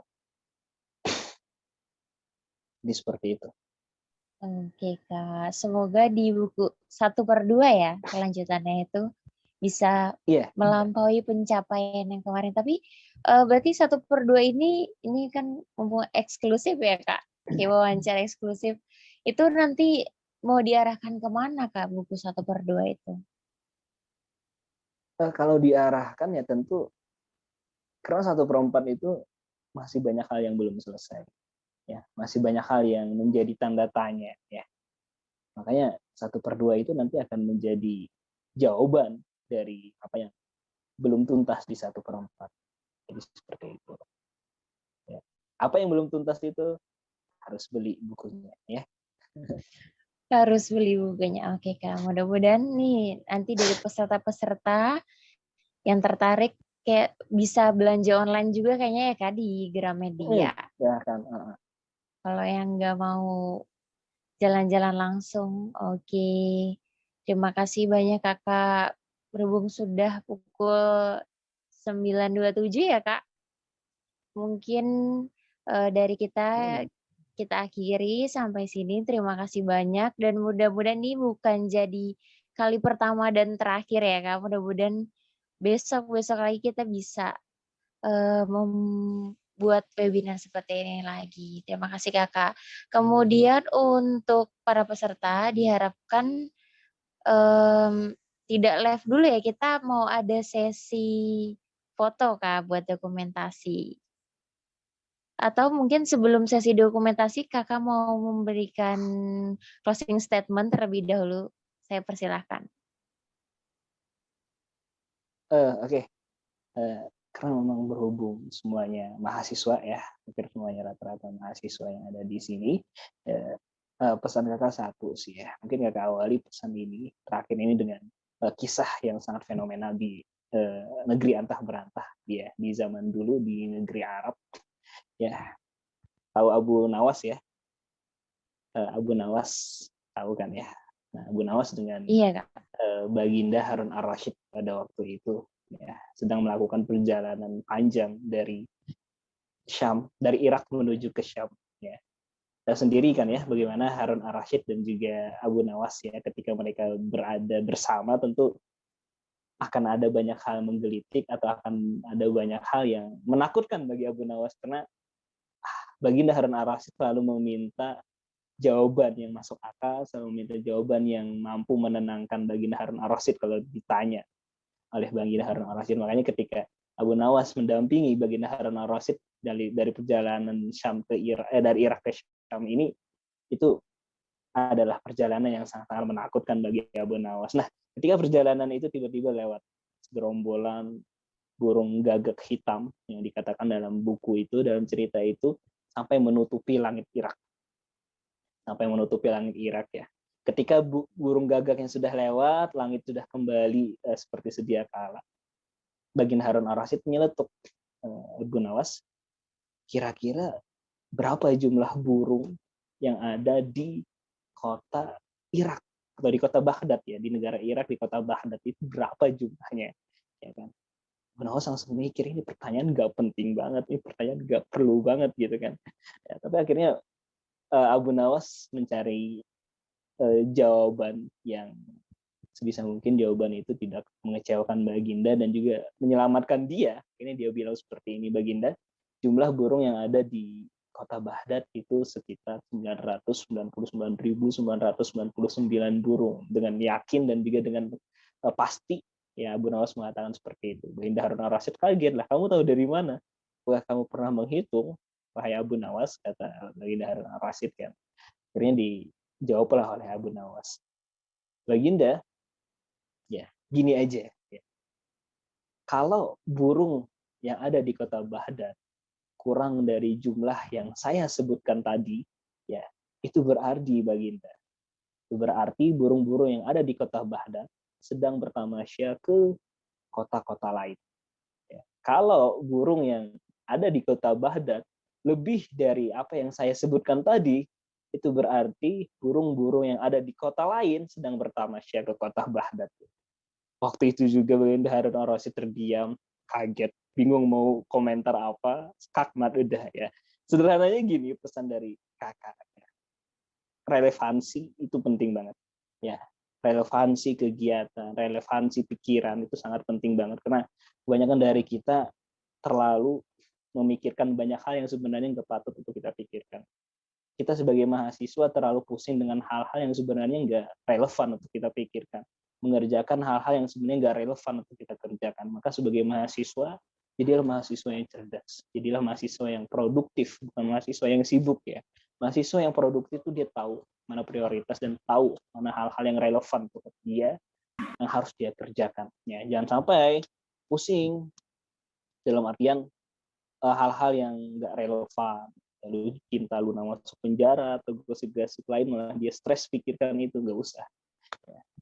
Cukup tahu, kemudian fokus dengan apa yang kita lakukan dan apa yang kita pikirkan. Ya, semangat terus semua ya, semangat terus semuanya. Sampai ketemu lagi ya.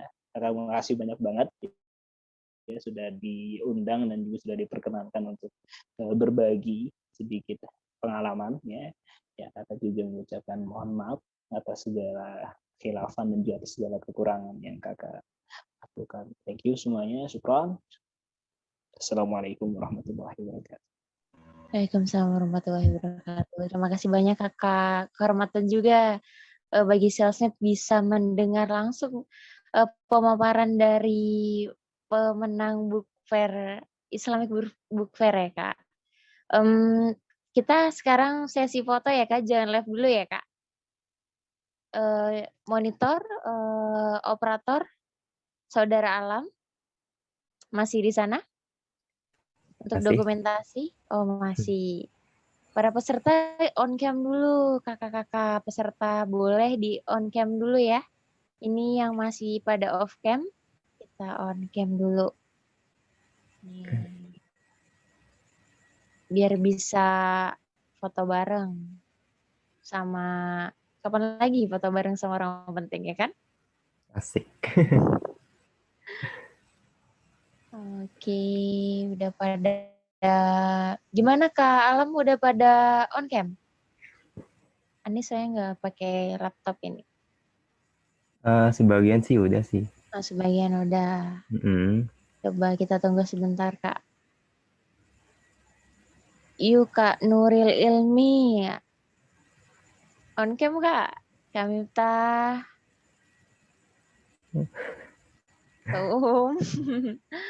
Udah cukup banyak gimana? Ayo. Monitor, operator?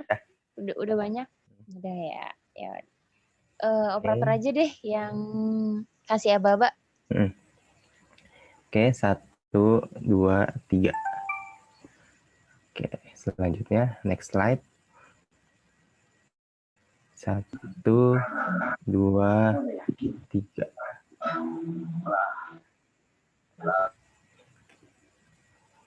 Oke, selanjutnya.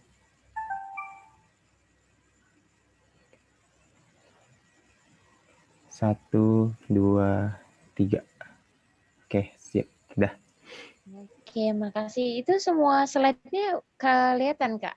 Ini kan pesertanya ada banyak. Di laptop Kelihatan. emang? Oh, kelihatan Kelihatan. semua. Oh, udah ya. Terus peserta jangan lupa itu di copy link-nya buat isi absen.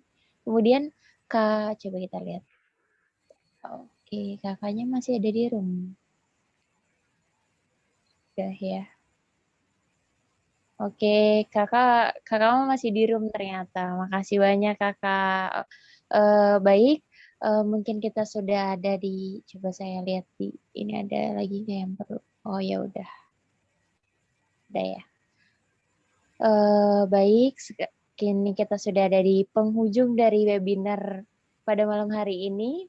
Luar biasa, sebuah kehormatan bisa mendengar langsung pemaparan dari pemenang Islamic Book Fair 2020 ya. Apalagi beliau ini kalau kita lihat tadi baru 2 tahun terjun menulis, sudah bisa merebut pencapaian dari Kang Abik, Terelie, luar biasa. Semoga kita bisa menyerap, bisa mempraktekkan.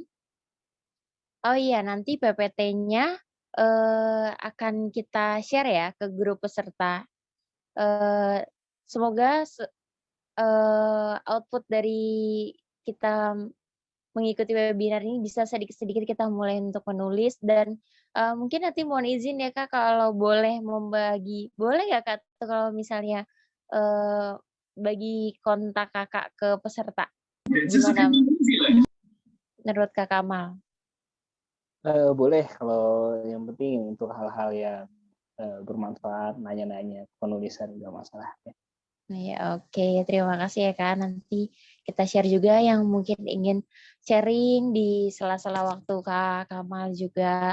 Dan ada kalimat bijak ya, ada kalimat bijak bahwasanya jika kita ingin diingat atau dikenang selama 1000 tahun ke depan, maka menulis. Jadi semangat teman-teman untuk mulai karya pertama kalian atau mungkin yang sudah punya karya diselesaikan ya Kak, berani memulai, berani mengakhiri. Dengan saya Anissa Al-Karimah selaku moderator, mewakili segenap kerabat kerja, mewakili seluruh keluarga besar Selsmith, mengucapkan terima kasih kepada para peserta, kepada para tamu undangan, kepada pembicara.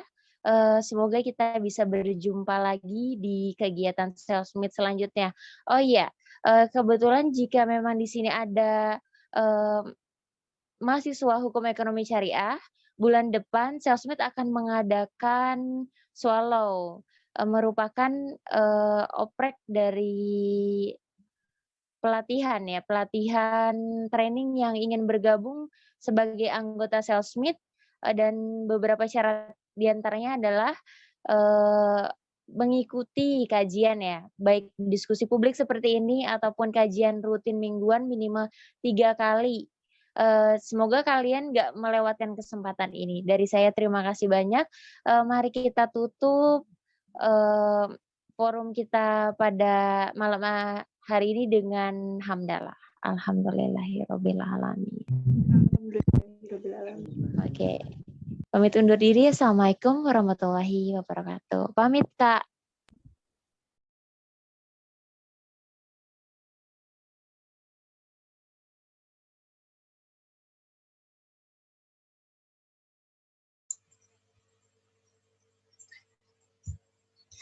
Baik, acara saya ambil alih kembali. Terima kasih kepada moderator, kepada keynote speaker, narasumber Kak Muhammad Kamal Ihsan yang telah membeberkan materi yang sangat bermanfaat tentang karya, sastra, dan kepenulisan. Semoga ilmu-ilmu dari beliau bisa kita serap dan bisa kita implementasikan di dalam kehidupan kita sehari-hari dan mengejar passion kita di bidangnya masing-masing. Hadirin sekalian, acara demi acara telah terlaksana dengan baik. Marilah sama-sama kita berlanjut ke acara yang selanjutnya, yaitu doa dan penutup yang akan dipimpin oleh Saudara Ahmad Jailani. Kepadanya kami persilahkan.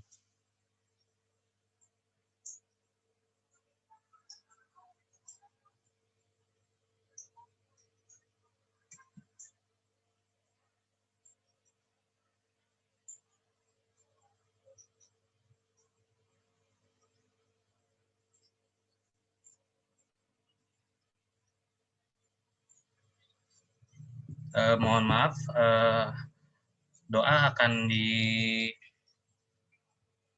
dipimpin oleh Saudara Langlang. Waktu dan tempat kami persilahkan.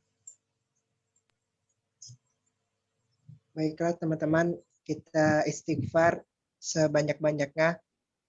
Astagfirullahaladzim, astagfirullahaladzim, astagfirullahaladzim, astagfirullahaladzim. Allahumma innaka ta'lam anna hadhil qulub qad istama'at ala mahabbatik waltaqat ala ta'atik wa tawahadat ala da'watik wa ta'ahadat ala nusrati syari'atik fawathikillahumma rabidataha wa dimuddaha wa hadiha subulaha famla'aha binurika alladhi la yakhbu wasrah suduraha bifaidil imani bik وجميل التوكل عليك وأحيها بمعرفتك وأمتها على الشهادة في سبيلك إنك نعم المولى ونعم النصير ربي زدنا علما نافعا وارزقنا فهما كاملا وقوة في الذاكرة وأهلكنا بالصالحين برحمتك يا أرحم الراحمين اللهم أرنا الحق حقا وارزقنا اتباعه وأرنا الباطل باطلا وارزقنا اجتنابه ربنا هب لنا من أزواجنا وذرياتنا قرة أعين واجعلنا للمتقين إماما ربنا ظلمنا أنفسنا وإن لم تغفر لنا وترحمنا لنكونن من الخاسرين ربنا آتنا في الدنيا حسنة وفي الآخرة حسنة وقنا عذاب النار سبحان ربك رب العزة عما يصفون وسلام على المرسلين Walhamdulillahirabbil alamin. Baik, terima kasih kepada Saudara Langlang yang sudah memimpin doa. Hadirin sekalian, rekan-rekan mahasiswa di seluruh tanah air, acara demi acara telah terlaksana dengan baik. Marilah kita sama-sama tutup acara kita pada malam hari ini dengan membaca Alhamdulillahirabbil alamin dan doa kafaratul majlis. Subhanakallahumma wa bihamdika asyhadu an la ilaha illa anta astaghfiruka wa atubu ilaik. Saya mewakili seluruh teman-teman dari anggota Selsmith mohon maaf apabila ada kesalahan dalam terlaksananya acara ini. Mohon dimaklumi dari segala kekurangannya. Dan saya kembali mengingatkan untuk teman-teman peserta dihimbau untuk jangan lupa untuk mengisi form absensi yang sudah disediakan oleh panitia agar mempermudah proses untuk pembuatan sertifikat. Akhirul kalam, wassalamualaikum warahmatullahi wabarakatuh. Waalaikumsalam. Waalaikumsalam warahmatullahi Waalaikumsalam. wabarakatuh. Waalaikumsalam warahmatullahi wabarakatuh. Waalaikumsalam warahmatullahi wabarakatuh.